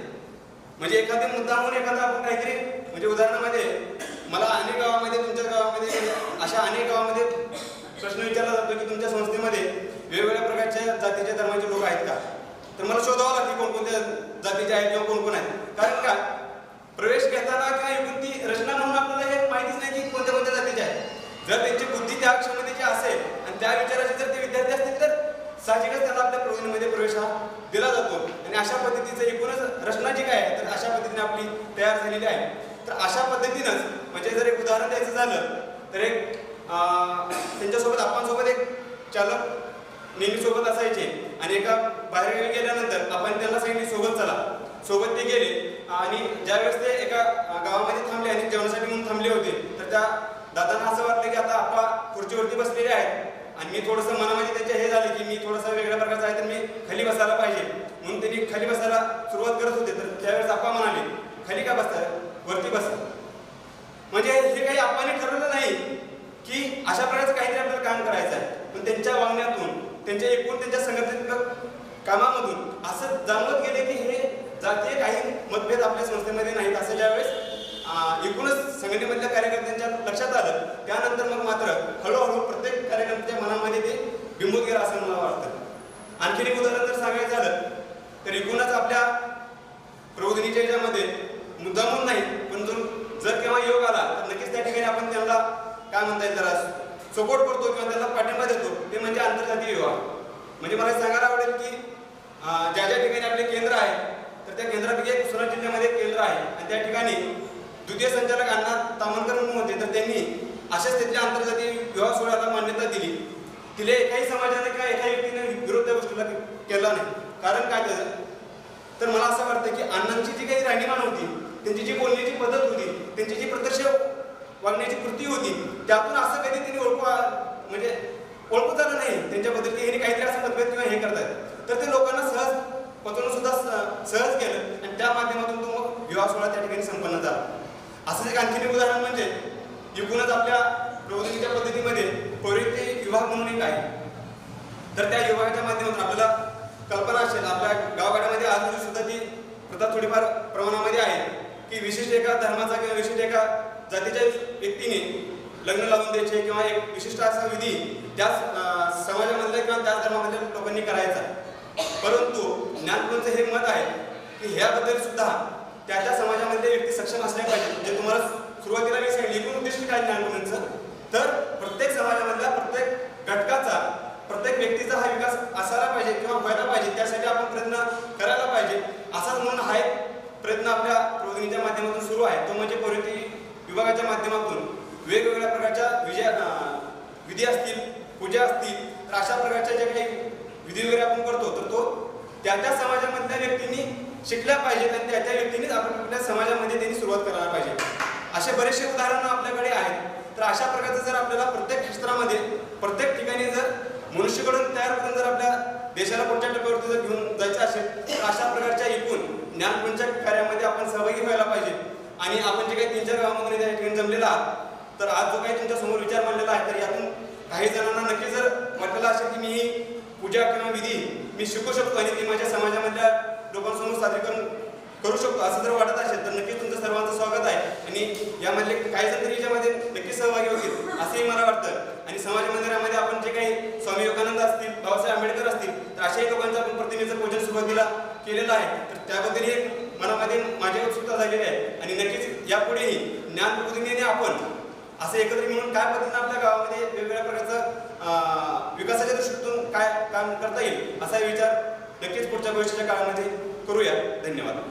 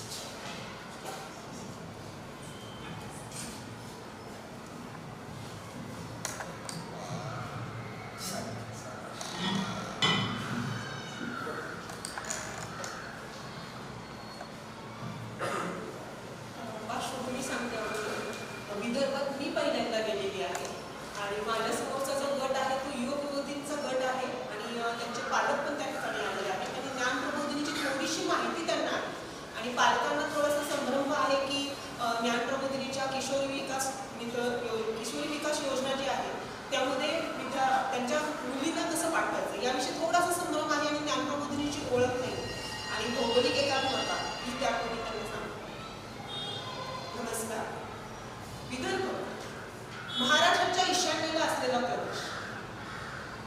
सातवाहन, राष्ट्रकूट, यादव यासारख्या राज्यकर्त्यांनी इथे राज्य केलं. महाराष्ट्रातले जेवढे काही व्याघ्र प्रकल्प आहेत ना ते सगळे विदर्भातच आहेत. आणि इथला गाविलगड किल्ला हा विदर्भाची मला शानच वाटला. काल 2 ताईंनी मला दाखवायला नेला होता, तो पाहायलाच 2 दिवस लागले. हा विदर्भाला लाभलेला वारसा आहे, ऐतिहासिक वारसा, सांस्कृतिक वारसा, राजकीय वारसा. विदर्भाला ज्या पद्धतीने हा वारसा लाभलेला आहे तसाच वारसा आम्हा ज्ञानप्रबोधिनीच्या कार्यकर्त्यांना लाभलेला आहे. तो म्हणजे समाजकार्याचा, समाजबांधणी. प्रत्येक गोष्टीच्या सुरुवातीला प्रत्येक गोष्ट सुरुवात होण्यासाठी ती छोट्याशा गोष्टीपासून सुरुवात होते. तसेच ज्ञानप्रबोधिनीची सुरुवात ही 1962 साली प्रशालेने झाली. शाळा म्हटली की असं साधारण असं की पाठ्यपुस्तकात शिक्षण देणारी शाळा, पण ज्ञानप्रबोधिनी ही फक्त पाठ्यपुस्तकातली शिक्षण देणारी शाळा आहे का? तर नाही. येथील विद्यार्थी हा शारीरिक, बौद्धिक, मानसिक आणि आत्मिक दृष्ट्याही शक्तिशाली व्हावा, बलशाली व्हावा या दृष्टीने शिक्षण देणारी संस्था आहे, एकमात्र संस्था आहे. प्रबोधिनीतले जे काही विद्यार्थी आहेत किंवा आम्ही जे सदस्य आहोत, कार्यकर्ते आहोत, आम्हाला इथे बाळकडूच दिलं जातं. बाळकडू कसलं? नाहीच हो कर. जे जमत नाही ते जमून दाखव, जे कळत नाही ते समजून घेऊ आणि जे अशक्य वाटतं ते तर जरूरच करून टाकू. या पद्धतीचं बाळकडू आहे. देशाला ज्या ज्या गोष्टींची गरज वाटते, ज्या ज्या प्रश्नांची गरज वाटते ते आम्ही देऊ या विचारातूनच प्रबोधिनीतून विविध उपक्रमांची सुरुवात झाली. आता तुमच्या गावामध्ये जो किशोरी विकास योजना कार्यक्रम चालू झाला हा पण त्या उपक्रमांचाच एक भाग आहे. त्याचप्रमाणे साखर शाळा आहे, युवासाठी प्रकल्प आहे, ग्रामीण प्रज्ञा विकास योजना आहे, विकास मित्र आहे. असे सगळे जर तुम्ही पाहिले तर ह्या एकच योजना तुमच्यापर्यंत आतापर्यंत आली. पण बालकांपासून वृद्धांपर्यंत सर्व वयोगटासाठी, सर्व जाती धर्माच्या लोकांसाठी, सामावून सर्वांना घेईल अशा लोकांसाठी, सर्वांसाठी प्रबोधिनी सतत कार्यरत असते. प्रबोधिनीच्या वेगवेगळ्या कार्यदिशा आहेत, वेगवेगळे विभाग आहेत. पण हे वेगवेगळ्या कार्यदिशा असल्या, वेगवेगळे विभाग जरी असले तरी ते इतर नवीन लोकांपर्यंत जाऊन पोहोचण्याच्या आमच्यासाठी वाटा आहे. पायवाटा तुम्ही आता गाविलगडला जाताना पाहिलं मी की अनेक पायवाटा आहेत, पण त्या पायवाटांचा पण एक आनंद असतो. वाटेल हम रस्त्याने जाताना डांबरी रस्ता असतो, मैलाचा दगड असतो, तेवढंच असतं. पण पायवाट्याने जाताना दगडधोंडे पायाला लागतात, आजूबाजूचं गवत असतं, त्या सगळ्याचा आनंद घेत जात आहे. तसाच आनंद घेत आम्ही तुमच्यापर्यंत येऊन पोहोचतो. समाजाचा कोणताही घटक हा विकासापासून वंचित राहिला तर समाजाची प्रगती होणार नाही, ही दूरदृष्टी प्रबोधिनीच्या संस्थापकांना होती. आणि त्यामुळेच देशाबद्दल, समाजाबद्दल, समाजातल्या प्रत्येक घटकाबद्दल आपल्या मनामध्ये अगोदर आस्था असली पाहिजे, तरच आपण त्या समाजामध्ये त्या लोकांपर्यंत जाऊन पोहोचतो. आणि म्हणून सलोखता हा प्रबोधिनीचा गुण आहे. सलोखता म्हणजे लोकांबरोबर असते. आपल्या आजूबाजूला जे लोक आहेत त्यांचे प्रश्न, त्यांच्या समस्या, त्यांचे दुःख, त्यांचे आनंद या सगळ्या गोष्टींमध्ये आपल्याला तितकाच रस घेता आला पाहिजे जितका त्यांना आहे. आणि याच दृष्टीने याच दृष्टीने वेगवेगळ्या ठिकाणचे जे प्रश्न आहेत ते प्रश्न म्हणजे माझा स्वतःचा प्रश्न आहे असं समजून आपण कार्य करतो. प्रबोधिनीचे सर्व कार्यकर्ते तो प्रश्न माझा नाहीये किंवा ही समस्या माझी नाहीये, मी फक्त तिथे जाऊन मदत करेल या पद्धतीने नसतो. तर त्या गावात, एखाद्या गावात आम्ही गेलो तर त्या गावातली ती समस्या त्या गावातला सदस्य, त्या घरातला सदस्य करून आम्ही ते काम करत असतो. उदाहरणार्थ वॉटर कप तुम्ही पाहिलं असेल, आम्ही खानचं एक होतं आणि त्या अंतर्गत आम्ही वेगवेगळ्या गावांमध्ये गेलो. त्या गावांमध्ये दिवसेंदिवस त्या लोकांबरोबर बसून त्या लोकांबरोबर आम्ही काम केलेलं आहे. जसं प्रत्येकाला त्या पाणलोट क्षेत्रामध्ये आपल्या गावामध्ये पाण्याची सोय व्हावी यासाठी जितकी तळमळ तिथल्या गावातल्या लोकांना होती तितकीच आम्हा कार्यकर्त्यांनाही होती. भारतासारख्या देशात समाजाला एकत्र आणण्यासाठी किंवा एकत्र गुंफून ठेवण्यासाठी संघटन कौशल्य असणं गरजेचं असतं. मग प्रबोधिनी फक्त समाजकारण करते का? तर नाही. अर्थकारण, राजकारण, राष्ट्रकारण, मानवी कारण अशा सर्वांना गती देणारी ही संस्था आहे. आज विविध संस्था अशा प्रकारचं कार्य करतात. भविष्यातही अशा संस्था असतील ज्या प्रबोधिनीप्रमाणे काम करत असतील. पण इतर संस्था आणि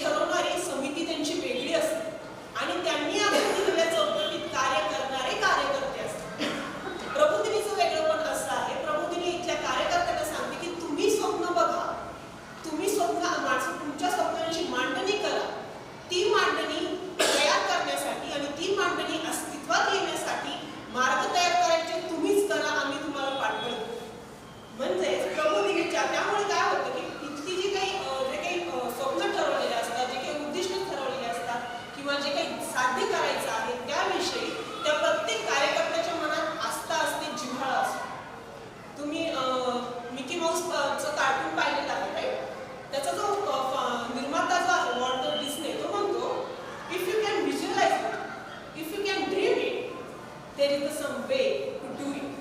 And it's so kind of fun to find, it's a kind of fun to do impossible things. Yes? अशक्य असाध्य अशा गोष्टी जर साध्य करायच्या असतील तर स्वच्या पलीकडे जाऊन तुम्हाला विचार करणं आवश्यक असतं. आणि असा विचार करता यावा म्हणून प्रबोधिनीला उपासनेची बैठक आहे. समाजाची धारणा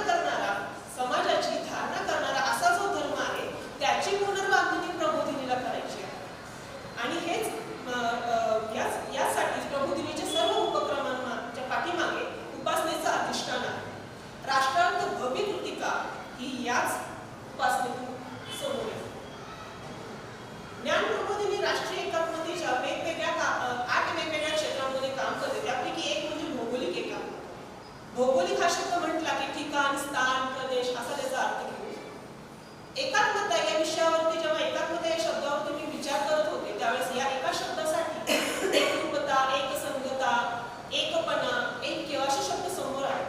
पण मला सगळ्यात जास्त जो शब्द भावला तो म्हणजे एक आत्मता. भारतासारख्या देशामध्ये, भारतासारखा जो देश आहे तो विविधतेने नटलेला देश आहे. आणि जसं त्याची वेगवेगळ्या ठिकाणची परिस्थिती वेगळी आहे, संस्कृती वेगळी आहे, समाज वेगळा आहे. आणि कधी कधी ही विविधता अत्यंत टोकाची दिसून येते. म्हणजे तुम्ही भूगोलाच्या पुस्तकामध्ये अक्षरउत्तर रेखावृत्त पाहिले असतील भारताच्या नकाशावरती, बरोबर? आता भारताच्या पूर्वेला मेघालय म्हणून जे ठिकाण आहे, राज्य आहे, तेथे चेरापुंजी इथे भारताचा सर्वाधिक पाऊस पडतो. आणि त्याच अक्षरवृत्तावरती पश्चिमेला असलेल्या राजस्थानमधला शेतकरी हा पावसाची वाट पाहत असतो. जितकं भौगोलिक विविधता इथे दिसते तितकीच त्यांच्या संस्कृतीमध्ये, त्यांच्या विचारांमध्ये, त्यांच्या समाजामध्ये सुद्धा दिसून येते. आता ही जी विविधता आहे या विविधतेमुळे त्यांचे प्रश्न सुद्धा वेगवेगळे असतात. परिस्थिती वेगळी आहे, प्रश्न वेगळे आहेत आणि असे सगळे प्रश्न सोडवण्यासाठीच प्रबोधिनी कार्यरत आहे. 1961 मध्ये जेव्हा पाणचीचं धरण फुटलं आणि त्या धरण फुटलं त्यावेळेस माननीय आप्पा त्या धरण कार्याच्या आपत्ती कार्यासाठी धाव घेतली त्यांनी. ती पहिली धाव ही मला भौगोलिक एकात्मतेच्या दृष्टीने घेतलेली पहिली मुहूर्त वाटते. माझ्या दृष्टीने ती वाटते. समाज तो कोणताही असू दे, ग्रामीण भागातला असू दे, शहरी भागातला असू दे, त्यांचे प्रश्न वेगळे आहेत, त्यांचे समस्या वेगळ्या आहेत, पण त्याचं सोडवायचं काम प्रबोधिनी हिरिरीने करते. आणि त्यातूनच प्रबोधिनीच्या कामाचा विस्तार होतो. अगदी सुरुवातीच्या दिवसांमध्ये प्रबोधिनीच्या पडसऱ्याला 100 दिवसांची शाळा चालवण्याच्या निमित्ताने असेल किंवा नागा प्रदेशातील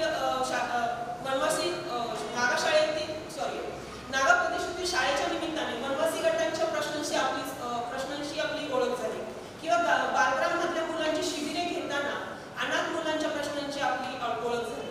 अगदी अलीकडच्या काळामध्ये कोविड महामारीच्या काळात कोविडग्रस्तांना समुपदेशन करण्याचं काम आपण केलं किंवा चिपळूण येथे पूर परिस्थिती होती तिथे आपण मदत कार्यासाठी पोहोचलो. आणि फक्त चिपळूणच नाही तर महाराष्ट्राच्या बाहेर आंध्र प्रदेश आहे, कर्नाटक आहे, बंगाल आहे, इथे आपत्तीनंतर आपण आपत्ती व्यवस्थापन किंवा आपत्ती नंतरची मदत कार्यासाठी आपण धाव घेतलेली आहे.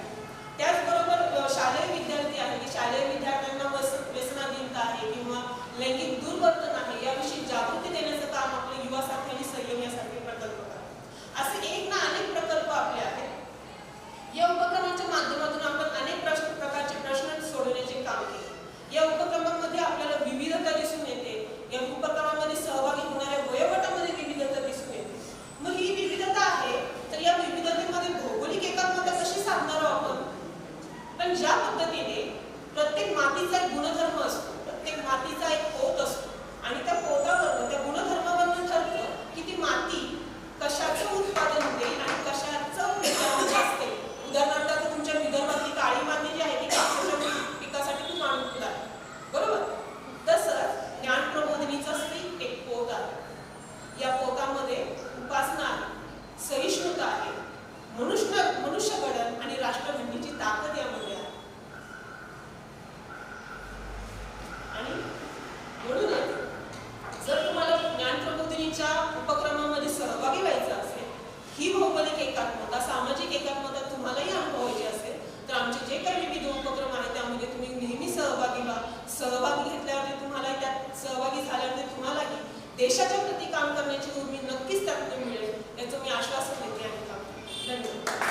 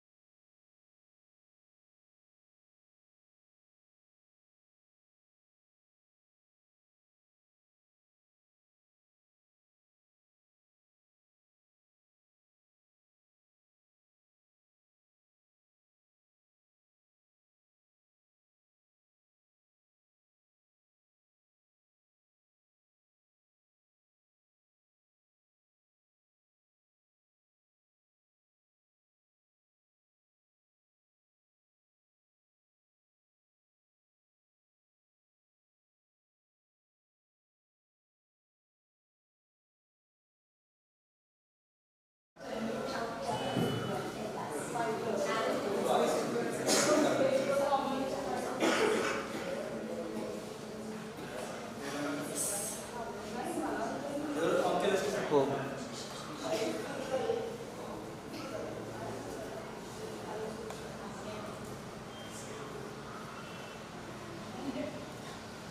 तू सांगितलंस कसं?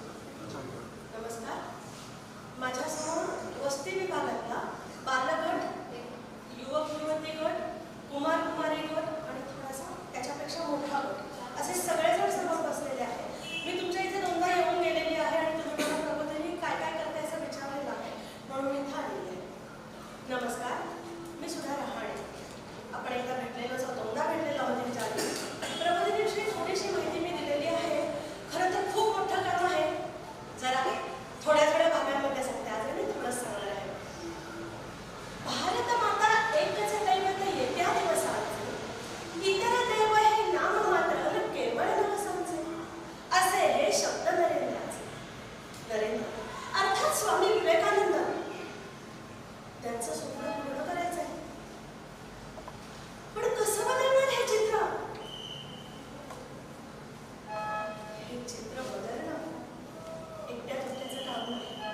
सगळ्यांनी मिळून करण्याचं काम आहे. सगळ्या वयोगटांनी, सगळ्या समाज गटांनी एकत्र आलं तरच हे काम होणार आहे. काय केलं पाहिजे त्यासाठी? रूप पालटो देशाचे. परिस्थिती तर बदलायला पाहिजे.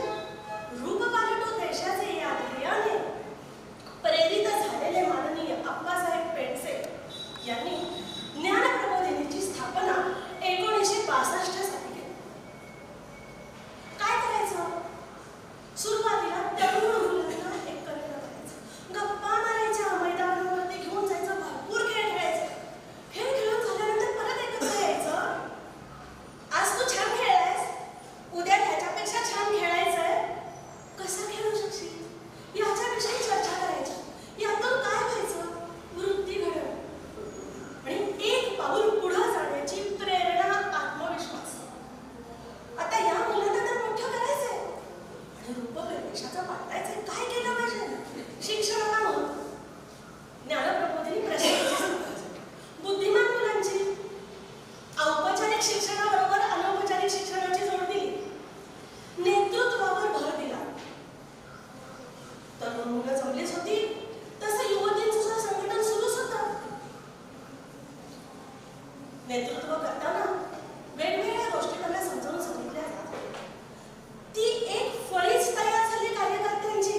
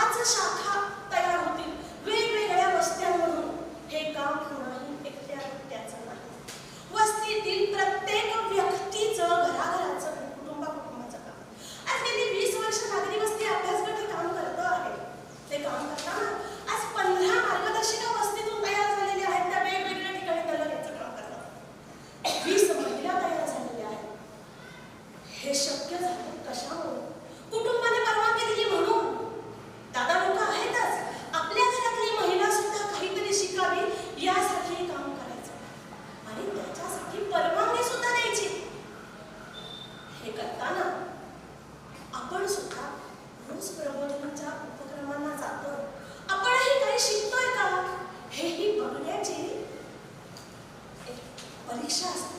म्हणजे कसं, मी प्रबोधिनीत येते. समजा मी प्रबोधिनीत वयाच्या 40 नंतर आहे. मला सगळ्या वयोगटाने सामावून पण घेतलं पाहिजे ना. दादाने सामावून घेतलं पाहिजे, मोठ्या दादाने सामावून घेतलं पाहिजे, आणखी मोठ्या दादाने, आणि एकदम मोठ्या दादा तर प्रबोधिनीत आहे आमचे.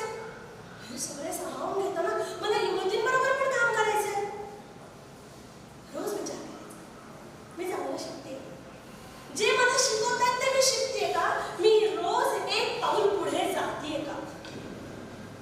प्रबोधिनीच्या उद्दिष्टांमधलं आणखीन एक उद्दिष्ट सांगते.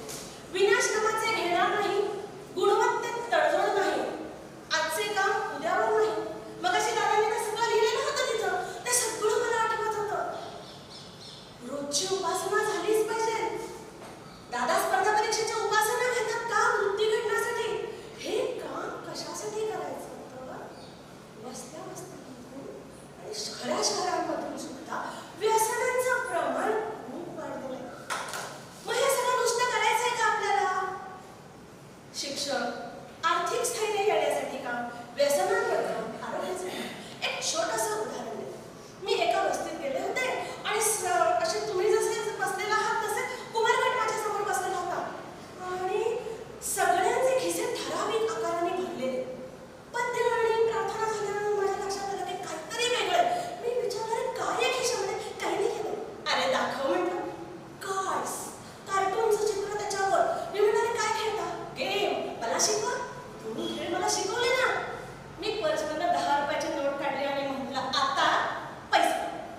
त्याबरोबर मुलांनी फटाफट कार्ड फाडले. 100-150 कार्ड्सचा ढीग माझ्यासमोर पडला. पालकांना बोलले, महिला पालकांना रडायला लागल्या. मी म्हटलं, रडता कशाला.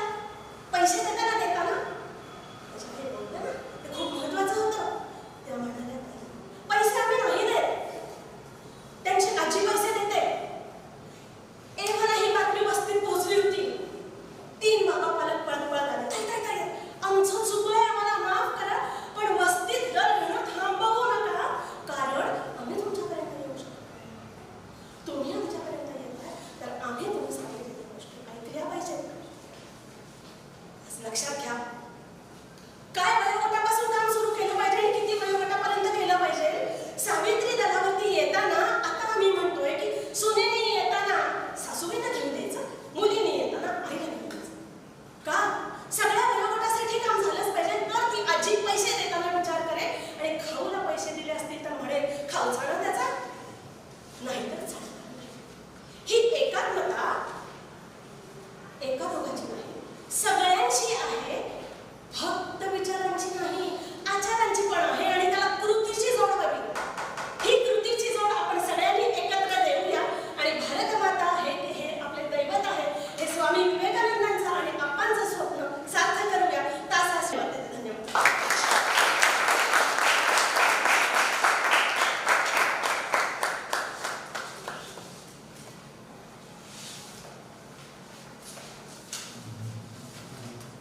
आता सगळ्याचं ऐकलेलं आहे. त्याच्यानंतर आता एक छोटा पोल आपल्या गटावरती दिलेला आहे. 2 गट आहेत. एक इंग्रजीचा गट आहे पहिला आणि दुसरा मराठीचा गट आहे. तर त्याच्यानुसार प्रत्येकाने आपल्याला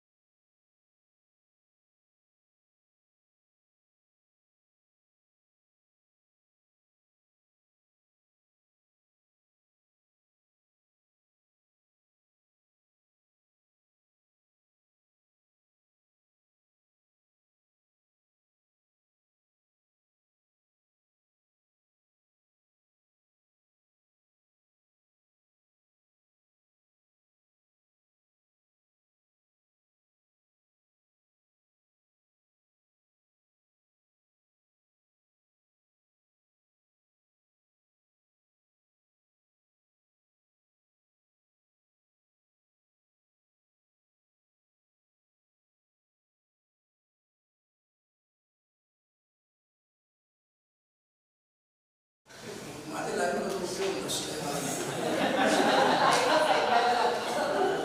काही त्यांना 8 वक्त्यांची भाषणं ऐकली मी. त्यामुळे मला जो वेळ दिला त्याची विभागणी करतो. पण त्याच्या आधी एक सांगतो. मगाशी सगळी चर्चा केली ना आपण की ते सगळं जे शास्त्र आहे त्याला नाव आहे. तसं मी गेल्या वेळेला ट्रान्झॅक्शनल ॲनालिसिस नाव सांगितलं होतं. तसं या सिद्धांताचं नाव आहे MBTI. MBTI. त्या 2 संशोधकांच्या नावाची अध्याक्षरं आहेत आणि पुढचे 2 वेगळे शब्द आहेत. लक्षात असावं. मी स्वतःचं विश्लेषण जेव्हा करतो प्रश्नावलीच्या आधारानं किंवा अनुभवानं, तेव्हा मला जे माहिती आहे स्वतःबद्दल त्याच्यामध्ये मी T पेक्षा F जास्त आहे. T stands for F. संबंध, रिलेशन्स, नाती, भावना, त्याला मी जास्त महत्त्व आहे. त्याचा तोटा असा आहे की जिथे स्पष्ट वक्तेपणा पाहिजे, जिथे कॉलिंग स्पेड स्पेड हे चुकलं अमुक तमुक जरा माझं कमी पडतं. आणि मी त्यामुळे चांगला परीक्षक नाही आहे. आणि म्हणून मी विवेकरावांना माझी मर्यादा मगाशी सांगितली की तुम्ही मला 17ला बोलवलं काही हरकत नाही, पण मूल्यमापनाला बोलवलं तर माझी 25. त्यांनीच मला मार्ग काढून दिला की तुम्ही क्रम लावायची गरज नाही. तुम्ही एकूण काय कमी जास्त याच्याबद्दल बोला आणि एकूण विषयाबद्दल बोला. त्यामुळं मी ते हे करणार आहे, ती पद्धत वापरणार आहे. सुरुवातीला 8 वक्त्यांचं थोडंसं मी त्यांना फीडबॅक देतो. आता हा शेवटी मी फीडबॅक देतोय त्यामुळं त्याला व्यक्तिसापेक्षता आहे आणि तो तुम्ही मानला पाहिजे, स्वीकारला पाहिजे असं काही नाही आहे. एक दृष्टिकोन, एक निरीक्षण म्हणून मी फक्त ते सांगतो. मी क्षमाताईंपासून पहिल्या 4 पहिले वक्ते त्यांचे विशेष कौतुक, विशेष अभिनंदन. इंग्रजीमधनं समोर येऊन 10 मिनिटं बोलणं आणि चौघांचंही मी कौतुक करतो की चौघांचाही आत्मविश्वास जबरदस्त होता. त्याच्यामध्ये माझे उच्चार चुकतील का, व्याकरणाची कुठं चूक होईल का, आणि मग मध्ये ते मराठी प्रभाव असलेले उच्चार अजिबात म्हणजे अस्खलितपणा 4 जणांच्या याच्यात होता. त्यांनी मुळामध्ये इंग्रजीची निवड केली, याच्याबद्दल मी त्यांचं विशेष कौतुक करतो. आणि हे वाढवलं पाहिजे. म्हणजे जेवढ्या जास्त वेळेला ते संधी ओढून घेतील तेवढा जास्त उपयोग होईल हे आधी सांगतो.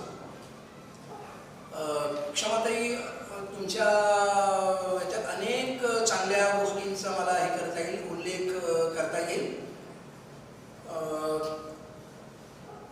सगळ्यात मुख्य म्हणजे चेहऱ्यावरचे हावभाव, हसतमुखपणा, दॅट्स युअर प्लस पॉईंट. की कुठल्याही वक्त्याला समोरच्यांना जिंकण्यासाठी मी गंभीर चेहरा करून कपाळावर आठ्या करून आणून उभा राहिलो तर मुळामध्ये तेवढं लोकांना आवडणार नाही. प्रसंग रंगवणं छोट्या कमी वेळामध्ये ही अवघड गोष्ट असते, पण हे आपल्या आता 8 जणांपैकी काहींच्या बाबतीत विशेष मला जाणवलं. नंतर मग मी नाव घेऊन सांगेनच, परंतु असा एखादा छोटासा प्रसंग हा तपशिलासकट रंगवणं. काल मी तुमचं पथकशा स्पर्धेत बघितलं होतं तेव्हा कागदाचा जास्त आधार घेतलेला होता, पण तो सराव झाल्यामुळे असेल आता तुम्ही ते हातात न घेता अगदी अस्खलितपणे बोलू शकता. आता मी प्रतिसाद देताना 2 प्रकारचा देणार. म्हणजे पहिला जो प्रतिसाद आहे तो काय विधायक, सकारात्मक किंवा प्रशंसात्मक, आणि त्याच्यानंतर पण असा शब्द येणार. त्यामुळे तेव्हा सावरून बसायचं. मग तो नंतरचा पट नंतरचा पण नंतरचा आवडेल का नाही मला हे नाही, कल्पना नाही.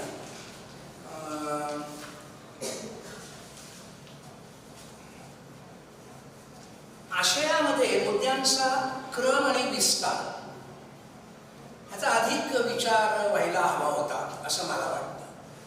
म्हणजे प्रबोधिनी परिचयामध्ये त्या पहिल्या ह्याच्यामध्ये 8 मिनिटं जवळजवळ गेली, त्यांनी टकटक केलं. आणि त्याच्यानंतर तुमच्या कार्यदिशेचा जो हे होता नंतर वाटल्यास वैयक्तिक चर्चा करता येईल. मी तिथे परीक्षक म्हणून बसला असताना मला जे जाणवलं आणि हे सगळ्यांनाच मी लागू करतो की पहिला भाग प्रबोधिनी परिचयाचा होता आणि तुम्ही जरी सांगत होतात की परिचय कोणासमोर, तर बाहेरच्या गटासमोर, तो भले विदर्भ असो नाही तर कोणी इतरही असो. त्यामुळे ह्या लोकांना काय लागतं, नेमकेपणा, स्पष्टपणा लागतो आणि त्याच्यामध्ये तुम्ही ज्यांना माहिती आहे प्रबोधिनी किंवा प्रबोधिनीतलाच एखादा विभाग किंवा गट आहे आणि त्यांना अधिक माहिती सांगता आहात, अशी थोडीशी त्याची दिशा होती बहुतेकांची. हे जास्त सोपं करून सांगता आलं असतं असं माझं मत आहे. ते कारण नसताना मग अमुक ठिकाणी ते असं म्हणाले की हे म्हणजे प्रबोधिनी आहे, ते म्हणजे प्रबोधिनी आहे. तर समोरचा गट नवीन आहे किंवा फार कमी त्यांचा परिचय आहे, त्यामुळं सोप्या याच्यामध्ये आणि इंग्रजीमध्ये म्हणजे एकूण वक्तृत्वामध्ये 2 नियम पाळायचे. त्यातला पहिला नियम म्हणजे टेंजिबल टू ॲबस्ट्रॅक्ट, म्हणजे कानांनी डोळ्यांनी मनानं स्पष्ट दिसेल असं. प्रबोधिनी ही 1962 साली पुण्यामध्ये स्थापन झालेली संस्था, डॉक्टर अप्पासाहेब पेंडसे यांनी ती स्थापन केली. इतकं सोपं, पण मग ते कदाचित सोपं बोलण्याचं दडपण आलं असेल. असं कसं सोपं, एवढ्या गटासमोर आणि सोपं बोललं तर त्या पोलमध्ये यांच्या कसा काय नंबर लागेल. त्यामुळे जसं टँजिबल टू ॲबस्ट्रॅक्ट तसा दुसरा नियम सोप्यापासून अवघड. एक विनोदी वाक्य मी नेहमी वापरतो, मागच्या शिबिरात सुद्धा वापरलं असेल. It is always very easy to make difficult things simple. I am sorry, to make simple things difficult. सोप्या गोष्टी अवघड करून सांगणं हे सगळ्यात सोपं, कोणीही करू शकतं. विशेषतः त्यातल्या ज्याला कळत नाही त्याला तुम्ही जर विषय दिला तर मग तो अवघडच करून सांगणार, कारण त्यालाच कळलेलं नाही आहे. And it is very difficult to make difficult things simple. खरं कौशल्य काय आहे वक्तृत्वामध्ये, की अवघड गोष्टी त्या सोप्या करून सांगता आल्या पाहिजेत. आणि सोप्याचा अर्थ काय, म्हणजे मनाने बघता येईल. पुन्हा जागा लक्षात आली, 1962 सनावळी लक्षात आली, सुरुवात अमुक, त्याच्यानंतर तमुक. 5 मिनिटं म्हटली तर 5 मिनिटं, 2 मिनिटं म्हटली तर 2 मिनिटं. त्याच्यामध्ये बहुतेकांच्या याच्यामध्ये मी प्रबोधिनीत कसा प्रवेश केला. आता तुम्ही विचार करा, बाहेरच्या गावच्या लोकांना काय गरज आहे की तुम्ही कुठल्या ह्याच्यातनं एंट्री पॉईंटमधनं प्रबोधिनीत प्रवेश केला. हे प्रबोधिनीत जर तुम्ही सांगितलं या समोर बसलेल्या गटाला, तर मग त्यांना रसं वाटेल त्याच्यामध्ये. त्यामुळे ह्या बहुतेकांच्या बाबतीमध्ये त्याला अपवाद सचिन दादांचा की थेट त्यांनी प्रबोधिनी परिचयाला हे केली, सुरुवात केली. आणि साधनाताईंच्याही बाबतीमध्ये थेट परिचयाला त्यांनी सुरुवात केली होती. तुमचा या बाबतीमध्ये पुन्हा सचिन दादांचं कौतुक करायचं आहे मला, की त्यांचा आवाज माझ्यासारखा मोठा आहे आणि पहिली त्यांनी सावधगिरी म्हणजे माईक बाजूला ठेवला, नाहीतर मग ते अवघड होऊन बसतात. तुमचा व्हॉल्यूम हा अगदी योग्य ह्याच्यामधला होता आणि ज्याला आपण हातवारे म्हणतो ते चांगल्या पद्धतीचे होते आणि बघणं लोकांकडचं हेही छान होतं.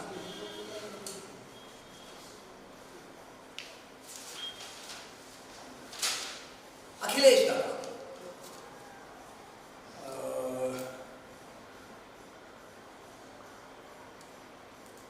तुमची ही गती चांगली होती. तुमच्या बाबतीमध्ये तुम्ही तिरुवनंतपुरम, अजितराव हे होतं, पण फक्त तेवढ्यावरून अजितराव काय माहिती असणार तिरुवनंतपुरमच्या लोकांना, त्यामुळे थोडा अजून संदर्भ तिथे उपयुक्त झाला असता. पण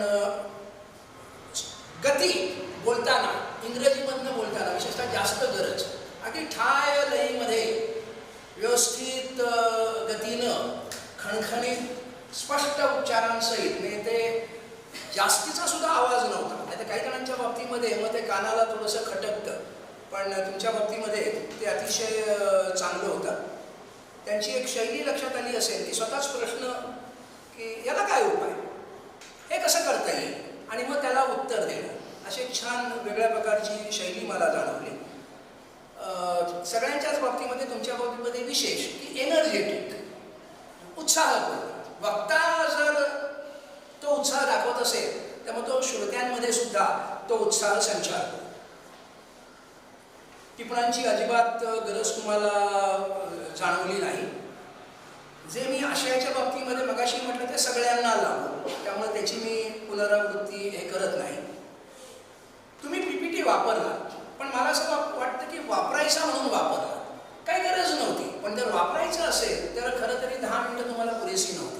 कारण PPT जेव्हा वापरायचा त्यावेळेला मग तोही पचला पाहिजे. मी त्यातली एक स्लाईड दाखवली तर मग ते सगळ्यांनी नीट बघितलं पाहिजे, वाचलं पाहिजे, समजलं पाहिजे, ग्रहण केलं पाहिजे आणि त्याच्यावरती मग आपली टीका टिप्पणी पाहिजे. त्यामुळे PPT वापरणं हे वेगळं कौशल्य आहे. तुम्हाला PPTची गरजच नव्हती, कारण ते शब्द तुम्हाला तोंडपाठ होते आणि तुम्ही व्यवस्थित समजावून सांगत होता. त्यामुळे ते जरी नसतं तरी सुद्धा चांगलं झालं असतं असं मला सुद्धा वाटतं. पण उत्तम इंग्रजीमध्ये ठामपणे चांगल्या पद्धतीने विषयाची तुम्ही मांडणी केली. शुभंकर दादा कुठे बसले? तुमचं वैशिष्ट्य म्हणजे ज्याला ओघ म्हणतात, फ्लो, हा तुमचा छान होता. म्हणजे थपकायला लागत नव्हतं बोलताना. पण एक गोष्ट नेहमी आढळते, ती आजही मला आढळली, की फ्लो आणि स्पीड, ओघ आणि गती यांचं जरा भांडण असतं. म्हणजे जेव्हा ओघ चांगला असतो तेव्हा माणूस भराभरा पुढे जातो आणि मग गती गरज नसताना वाढते. त्यामुळे ओघ तर असला पाहिजे, पण गती नियंत्रित करता आली पाहिजे. त्याला एक युक्ती असते जी मी नेहमी सांगतो, की जनरल सर्वसाधारण गती जर कमी ठेवता येत नसेल तर मधले पॉझेस वाढवायचे, थांबे वाढवायचे. हा त्याच्यावरची ही युक्ती आहे. माझा स्वतःचा बोलण्याचा स्पीड खूप जास्त आहे, पण मग मी आता जसा मी बोलताना मध्येच थांबतो 2 वाक्यानंतर, 1 वाक्यानंतर. लोकांना थोडासा तो श्वास घ्यायला फुरसत द्यायची. एक सूचना करतो मला ती तुमची शैली म्हणून जाणवली. 3 किंवा 4 वेळेला असं झालं, म्हणजे सुरुवातीलाच तुम्ही म्हणालात की वेळेचं याच्यात बसेल का नाही सांगता येत नाही, त्यामुळे शुभंकर दादांनी आठवण करून द्यावी. मग दुसऱ्या वेळेला तुम्ही म्हणालात की मला नेमकं सांगता येत नाही, चूक होत असेल की जपानहून भारतात का भारताहून जपान. तिसऱ्या वेळेला तुम्ही म्हणालात की कदाचित I might be offending you by using the word Hindu Rashtra. या तिन्हीमध्ये कॉमन काय झालं तर स्वतःचं समर्थन. मी जणू काही मी चूक करतोय, ज्याला इंग्रजीमध्ये ॲपोलॉजेटिक म्हणतात. कोणी जायला चूक करताय, मला तुम्ही 10 मिनिटं दिली आहेत, मुळातच ती कमी आहे. मग त्याच्यामध्ये तुमची जबाबदारी. तुम्ही कशाला समर्थन करताय आणि लोकांना कशाला लक्षात आणून देताय की मला आठवत नाहीये, वेळेला सांगा ना. मग तेव्हा मग काय करायचं, नेमकेपणा आणायचं नाही. स्वामी विवेकानंदांच्या एका प्रवासामध्ये एवढं की मला सगळं तोंडपाडच आहे, आता वेळ नाही म्हणून तुम्ही विचारलं तर सांगेन कुठल्या ठिकाणी किती वाजता आणि कोणत्या बंदरावर. कोण विचारणार आहे तुम्हाला? पण म्हणजे ही युक्ती करायला लागते. आपण प्रदर्शन कशाला करायचं ते काय, मला ते नेमकं नाव नाही आठवत आहे, कदाचित चुकत पण असेल.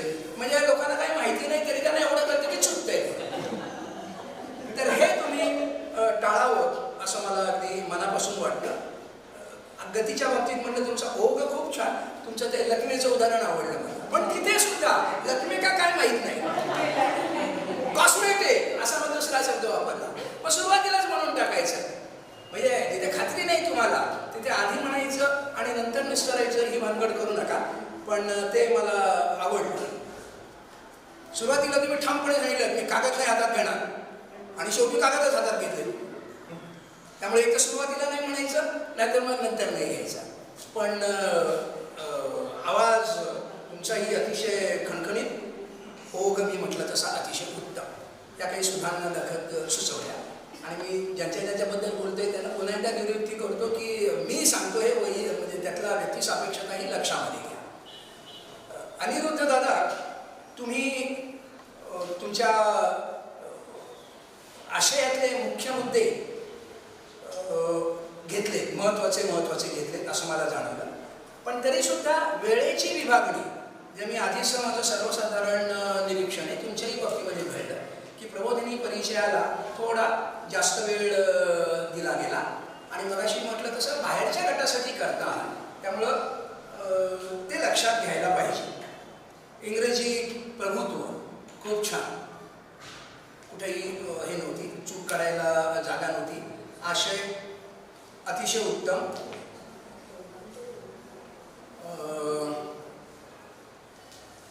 गती थोडी कमी केली तर उपयोग जास्त. हे सगळ्यांसाठी, म्हणजे तिथे आता मी ह्यांना सांगतोय की समर्थन करू नका आणि मी माझी एक सांगतोय, पण ते काय सगळ्यांना दिसतंय माझी स्पीड, माझी गती जास्त आहे बोलण्याची, पण तशी ठेवू नका.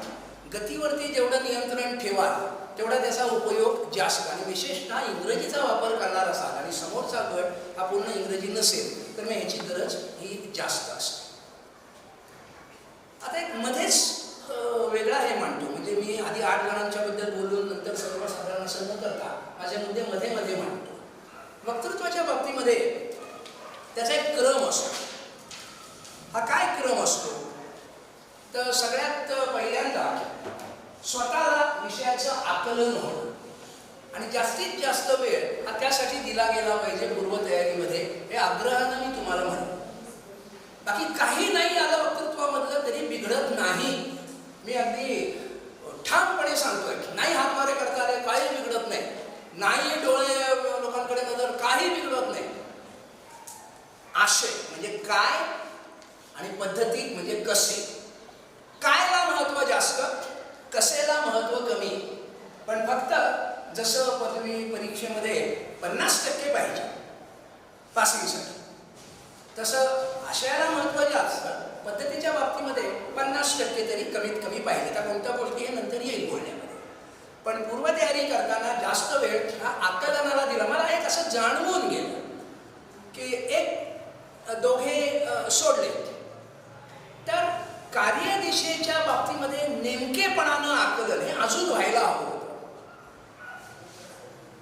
सगळ्यांच्याच बाबतीत हे मी म्हणतोय की नेमकी त्या दिशेने एकात्मता, वयानुसार एकात्मता, भौगोलिक एकात्मता, सामाजिक एकात्मता, या सगळ्यामध्ये नेमके बारीक बारीक बारीक फरक आहे. आणि मला त्यातला कुठला हे मांडायचा आहे. जास्त वेळ घालून वाचून चर्चा करून हे पक्क व्हायला हवं होतं. हे पहिलं आकलन पायरी असते.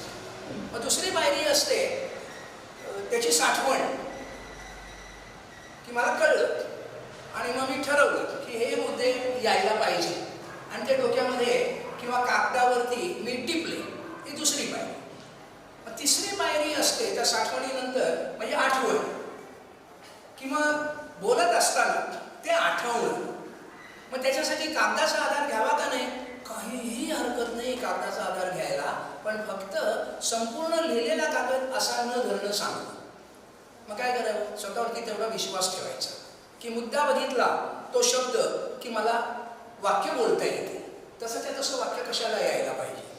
काही जणांच्या बाबतीमध्ये तो कागद किंवा रजिस्टर हातामध्ये जे घेणं झालं, मग थोड्या वेळानं आत्मविश्वास परत आला, ते रजिस्टर असं बाजूला धरून उत्तम बोलणं झालं. पण मग घ्यायचा असला तर तो कागद आणि ते मुद्दे हातात ठेवा. पण ह्याच्या पुढची सगळ्यात चांगल्या दर्जाचं वक्तृत्व कोणतं तर ते आता मला खात्री आहे, कळलंय, साठवलंय, कधीही आठवू शकतं. मग आता मला ते सगळं बाजूला ठेवून वर्तमानात भोवतालच्या परिस्थितीचं भान ठेवून उभं राहता येतं का, बोलता येतं का, की ते उत्सुकतेनं बघतायत माझ्याकडे, त्यांना जरा डुलकी लागली आहे, त्यांच्या चेहऱ्यावरती अमुक अमुक कुतूहल दिसतंय, किंवा ते प्रश्न विचारताना त्यांच्या मनामध्ये वेगळं काहीतरी आहे, किंवा पुढचा समोरच्यानं प्रश्न विचारलाय त्याला मी उत्तर कसं देऊ. म्हणजे बोलता बोलता विचार करता येणं हे माझ्या दृष्टीनं सगळ्यात उच्च प्रतीचं कौशल्य आहे. आणि चांगला बघतात म्हणजे तुम्ही ऑलरेडी सगळ्या जणांनी 60% काय 70% पुढे सुद्धा ओलांडलेलंच आहे, पण आपल्याला 90% पुढे जायचं आहे, उत्तम वक्ते व्हायचं आहे. त्यामुळे त्याच्यासाठी म्हणून अधिकाधिक अशा संधींचा, मी तर अमुक विभागामध्ये उपप्रमुख आहे, प्रमुख आहे आणि कुठे या गटाबद्दल मला बरोबर मला बोलायला सांगता, हा एक प्रकारचा आत्मविश्वासाचा अभाव आहे. मला उद्या दुसरीच्या मुलांसमोर बोलायला सांगितलं तर सुद्धा बोलायला किंवा मला प्रयोग करून बघता येईल. जास्तीत जास्त संधी घेणं आणि त्याच्यामध्ये हे कौशल्य वाढवणं की बघू तर खरं, असं लिहूनही घ्यायचं नाही, आठवतं का नाही आठवलं, काय बिघडलं, क्रम बदलला. हा जो लवचिकपणा आहे की दुसरा मुद्दा आठवला, मग तो ह्याला जोडून घेऊ, असे प्रयोग करता येणं ही सगळ्यात उच्च अशी हे आहे, कौशल्य आहे.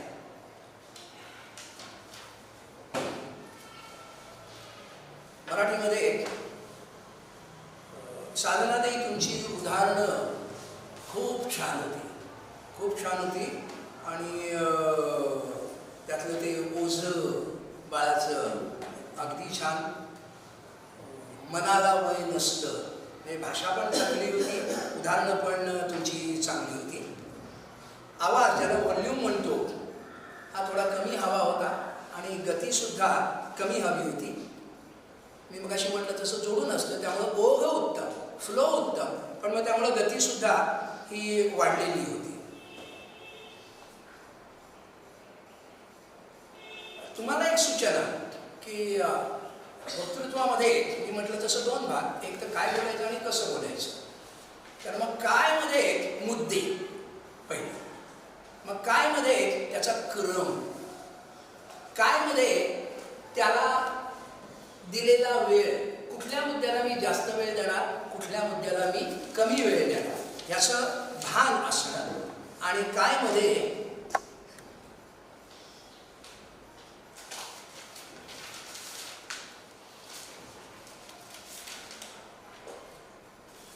भाषा आणि उदाहरण असं क्रमानं येतं ते. त्यामुळं आशयामध्ये मुळामध्ये मुद्दे आपले पक्के तयार असणं, त्यांचा क्रम उपमुद्द्यांचा डोक्यामध्ये कायम असणं, त्याला किती वेळ कुठला मुद्दा मी फुलवणार त्याप्रमाणे उदाहरण द्यायचं का नाही, आणि मग त्याच्यासाठी कशी भाषा वापरणार, अलंकारिक वापरणार, वेगवेगळ्या शब्दांचा उपयोग करणार, कसेमध्ये खूप खूप गोष्टी येतात. मग त्याच्यामध्ये पहिलं मी आता मगासपासून बोलतो तसं आवाजाचा व्हॉल्यूम ज्याला म्हणतो, मोठेपणा, छोटा गट असेल तर हलक्या आवाजामध्ये बोलणं हे चांगलं. आता हा गट तसा छोटा आहे कारण भिंती बाजूने कॉम्पॅक्ट आहे, त्यामुळे इथं माईकचा आवाज वापर करून मोठ्यांदा बोलणं हे त्रासदायक होऊ शकतं. तर व्हॉल्यूम. दुसरा असतो गती, आणि साधारण नियम असा आहे वक्तृत्वाचा की आवाज भाषण करताना नेहमीच्या पेक्षा थोडा मोठा आणि गती नेहमीपेक्षा थोडी कमी, असं त्याचं मंत्र आहे. नेहमीपेक्षा थोडा मोठा आवाज का, नियंत्रण येतं, लोक सावरून बसतात, आणि गती कमी का, लोकांना समजायला उपयोग होतो. हा सर्वसाधारण नियम आवाजाच्या बाबतीमध्ये. मध्ये मध्ये थोडेसे पॉझेस, थांबे घेणं. दुसरा जो आहे कसेमध्ये नजर भेट, आय कॉन्टॅक्ट. तर तुमची नजर फिरत होती परंतु असं वाटतं की तुम्ही बघत नाही आणि तुमच्या डोक्यात जे आहे ते काहीतरी आठवणं चालू आहे. तर काय सार्थपणे, म्हणजे मी जेव्हा सचिन दादांकडे बघतोय त्या क्षणी त्यांना वाटलं पाहिजे की अरे माझ्याशीच बोलत आहे. ज्यांच्याकडे बघेन एक क्षण, म्हणजे फ्लिटिंग आय कॉन्टॅक्ट, फिरती नजर, पण त्याच्यात कृत्रिमपणा येता कामा नये. कारण एकदा मी हे सांगितल्यानंतर त्याच्या पुढच्या वक्त्याने असं इकडनं सुरुवात केली आणि घड्याळाच्या काट्याप्रमाणे 12, 1, 2, 3, 4, 5, 6, 12 पुन्हा दुसरी, असं नाही. मग ते फारच विनोदी होतं. पण ह्याला आत्मविश्वास लागतो, कारण मी कधीही बघून बोलेन मला समजलेलं तुम्हाला सांगायचं, समजावं, तर त्यावेळेला. त्यामुळं ती एक गोष्ट मला तुम्ही लक्षात घ्यावी असं वाटतं.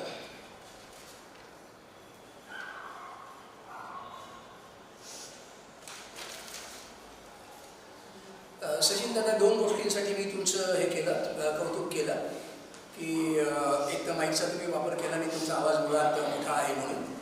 त्याच्यानंतर प्रबोधिनी परिचय थेट लगेच स्पष्टपणे आणि सोप्या ह्याच्यामध्ये तुम्ही हे केला. त्याची अजून एक गोष्ट जाणवली म्हणजे सगळ्यांच्या बाबतीत एक चांगली गोष्ट ह्यांनी केली संवाद दादांनी, म्हणजे समोर हे बाजूला ठेवलं पण ते असं ठेवलं, म्हणजे कोणी ते हलवून असं समोर आणलं नाही. ज्याला लेक्टर ना सांगितलेलीमध्ये शब्द आहे बोलणाऱ्यांच्या समोर असतं, त्याचा हेतू म्हणजे प्रौढ माणसांना पाय कापतायत, हात कापतायत हे इतरांना कळू नये, हा त्याचा मुख्य हेतू असतो, आपल्यालाही माहिती आहे.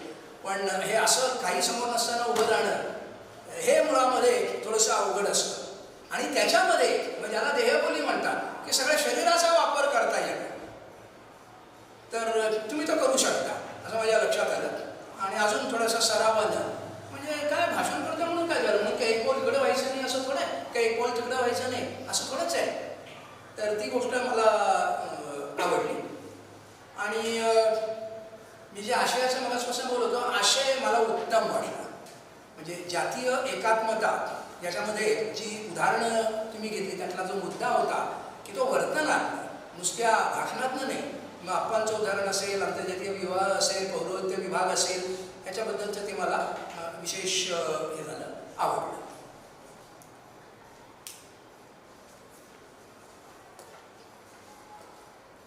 अनुराधाताई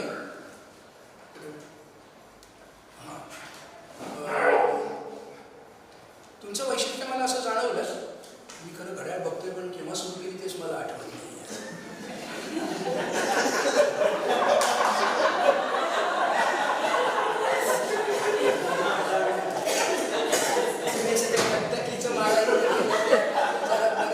किती वेळ झाला ते लक्षात यायला त्यांचं वैशिष्ट्य असं म्हणजे कसामध्ये अजून एक जो मुद्दा येतो त्याला म्हणतात एक्सप्रेशन चेहऱ्यावरील हाव म्हणजे मी आय कॉन्टॅक्ट म्हणालो त्याच्या बरोबरीनं तुम्ही जे बोलताय ते तुम्हाला वाटतंय का मनातनं म्हणजे तुम्ही एखादा अगदी हृदयद्रावक प्रसंग वर्णन करताय तुमच्या चेहऱ्यावर ते दिसतंय का काहीतरी शूरत्वाची घटना वर्णन करताय चेहऱ्यावर दिसतंय का हा एक वरचा कौशल्य तुमच्या ह्याच्यामध्ये मला थोडंसं ते जाणवलं की ते चेहऱ्यावरती हावभाव हे तुमचे छान होते ते रजिस्टर वगैरे मी म्हटलं ते तुमच्या बाबतीत सुरुवातीला बाजूला ठेवलं मग नंतर मग काही वेळ आत्मविश्वास गेला मग ते वाचतच तुम्ही थोडा वेळ गेला मग पुन्हा आत्मविश्वास आला आणि मग तुमच्या हातमध्ये सगळे व्यवस्थित चालू झाले डिस्नीचं हे छान होतं ड्रीम डू पण पुन्हा क्रमामध्ये काहीतरी चालू असताना मध्येच तुम्ही प्रबोधिनीची उपासना त्या मुद्द्याचा तसं तिथे चपखलपणे बसत नव्हतं मला नाही नंतर बोलू आपण आता तुम्ही हे नाही केलं तरी चालेल पण क्रमाच्या बाबतीमध्ये आणि एकात्मतेची फोड एक आत्मता आणि अजून विविध शब्द त्याच्यासाठीचे हेही मोठं छान वाटलं मला पण सगळे इतरांची जी चूक झाली तीच तुमची की तुमच्या कार्यदिशेला आणि त्यातल्या त्या व्याप्तीला शेवटी चांगलं हे झालं पण शेवटी कमी वेळ त्याला दिला गेला असं मला वाटतं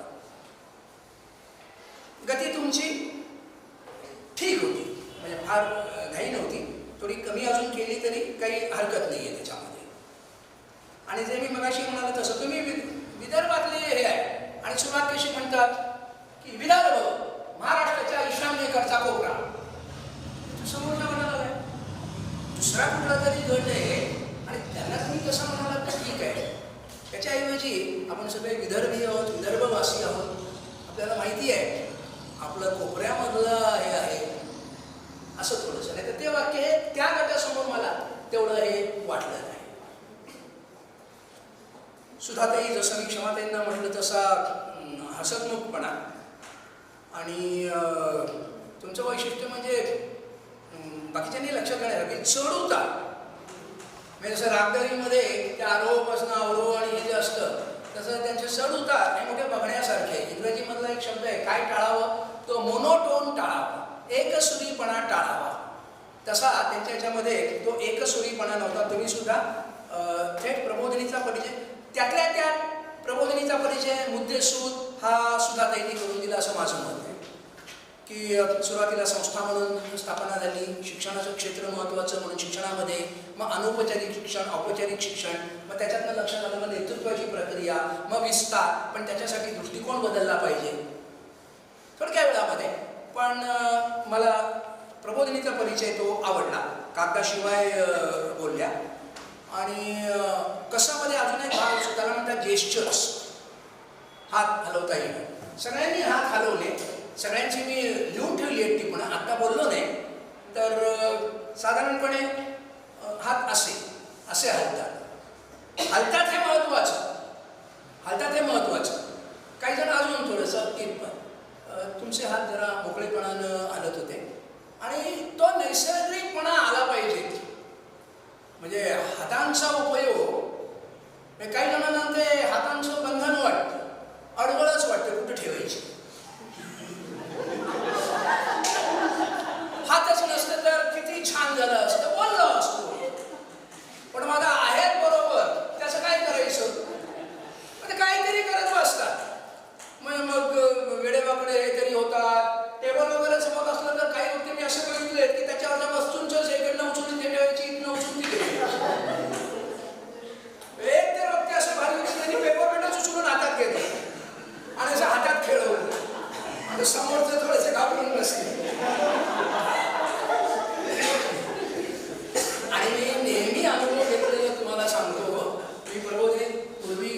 वर्गामध्ये संचलन शिकवायचो.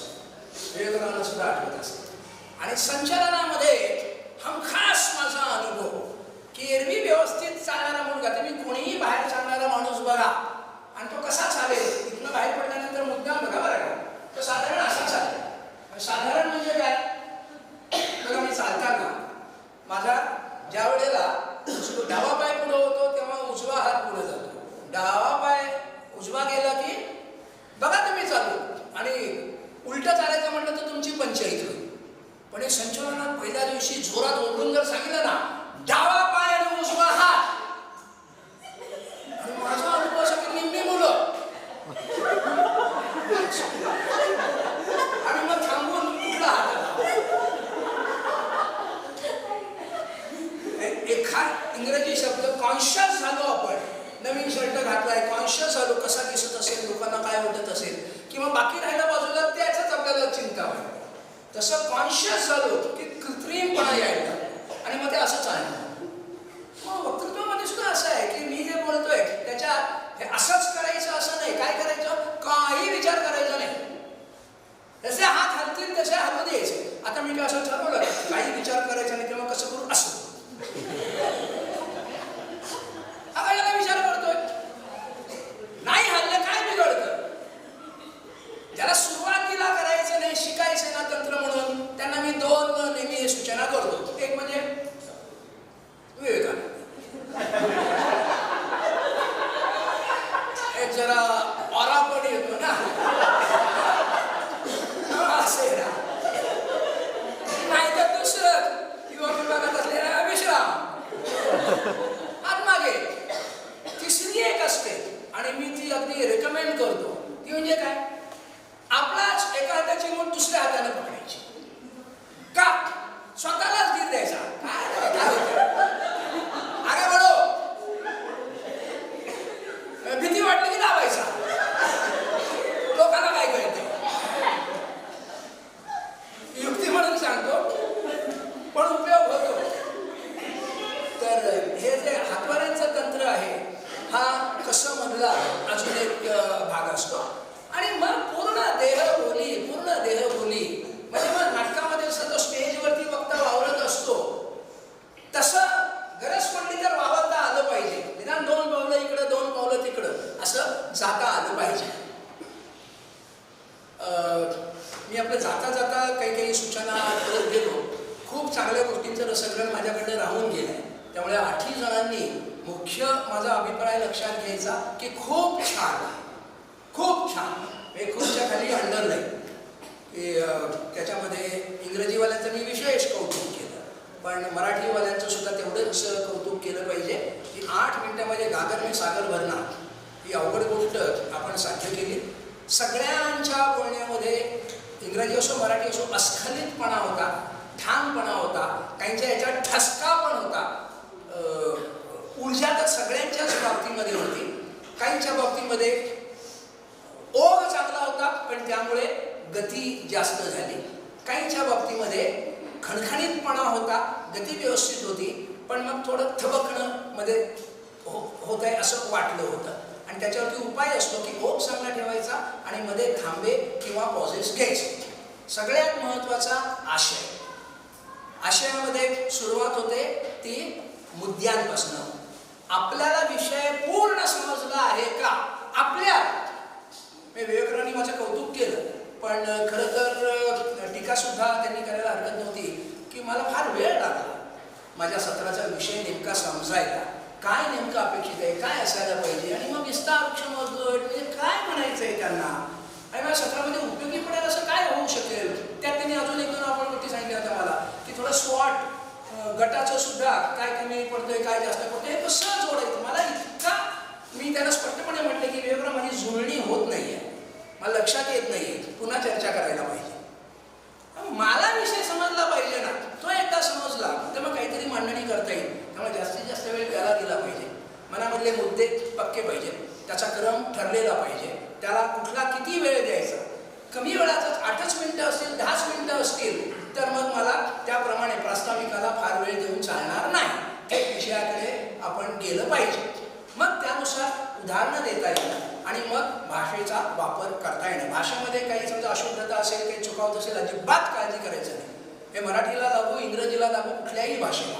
त्यामुळे कधीही आपल्या वक्तृत्वावरती परिणाम होत नाही. तुमचा आत्मविश्वास हा जास्त महत्त्वाचा असतो.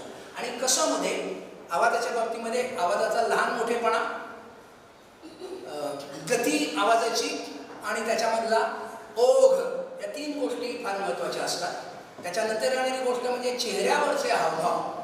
कळला असेल विषय आणि तो मनापासून पटला असेल तर मग ते चेहऱ्यावर आलं पाहिजे. आता त्या तुमच्यात म्हणत होतं ना शेवटी तो प्रसंग, रडायला लागल्या, कोणाच्या पण त्या बायका घेतल्या.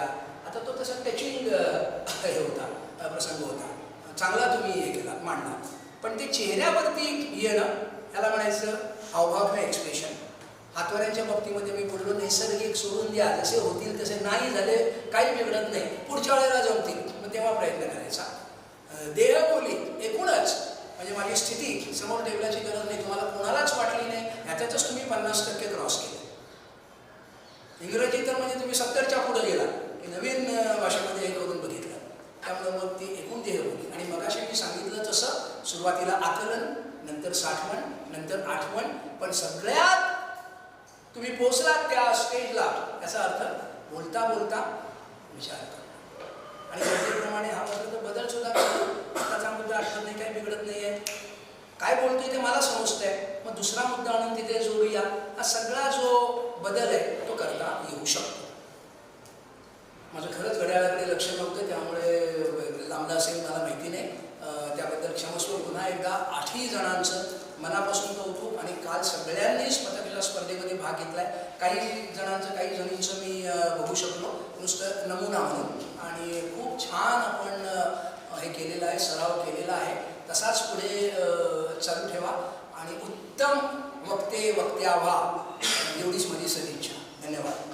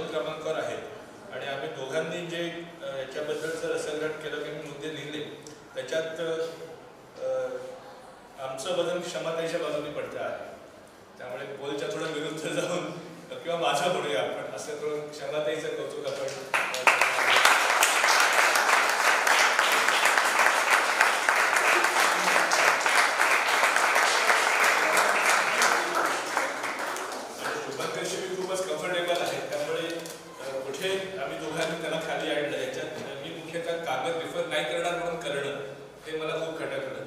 आणि अपोलॉजेटिक हा मुद्दा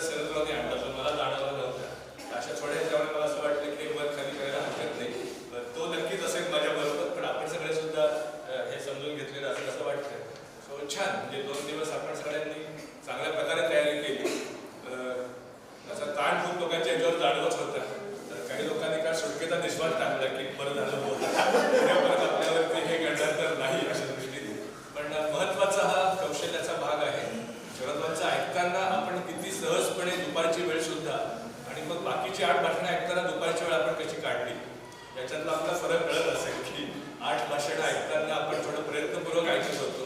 मोबाईलमध्ये बरेच लोक जाऊन परत बाहेर आले, काही लोक डोळे मिटून परत उघडले गेले, अशा सगळ्या गोष्टी घडत होत्या. पण शरदराव समोर आल्यावरती ते सगळं गेलं आणि त्यांनी आपल्याला पकडून ठेवलं आणि आपलं सगळं अवधान खेचून घेतलं. तर वक्तृत्वाशिवाय हे शक्य नाही आणि त्याचे अनेक पैलू आता आले, म्हणजे आशयाचे पण आलेत आणि सादरीकरणाचे पण आलेत आणि मुख्य तुमची कळकळ, तुमची इच्छा की माझं म्हणणं समोरच्यापर्यंत अतिशय मनापासून पोचलं पाहिजे आणि ते असेल तर मग अनेक गोष्टी आपोआप घडतात. तर या सगळ्यावरती आपण विचार करावा आणि हे वर्षभराचं आपलं काय उद्दिष्ट आहे. आणि पहिले 3-4 महिन्यामध्ये माहीत नाही किती न्याय दिला. स्पर्धा ठेवल्यामुळे बरोबर 15 दिवसात आपण ती प्रिपरेशन लीव्ह सारखी परीक्षेची शेवटच्या दिवसात तयारी केली असेल तर आता तसं न करता पूर्ण सेमिस्टर हे आपण ही तयारी चालू ठेवा.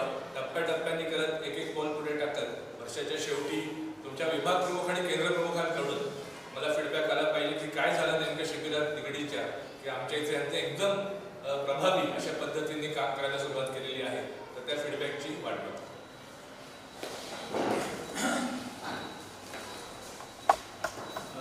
आता हे सत्र संपायला उशीर झाला, त्याच्यामुळे आपण आत्ता मोकळीक घेणार आहोत.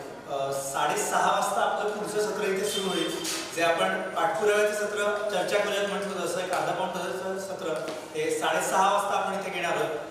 मधल्या मोकळीकीच्या काळामध्ये 5:30 ते 5:45 दरम्यान नाश्ता आणि चहा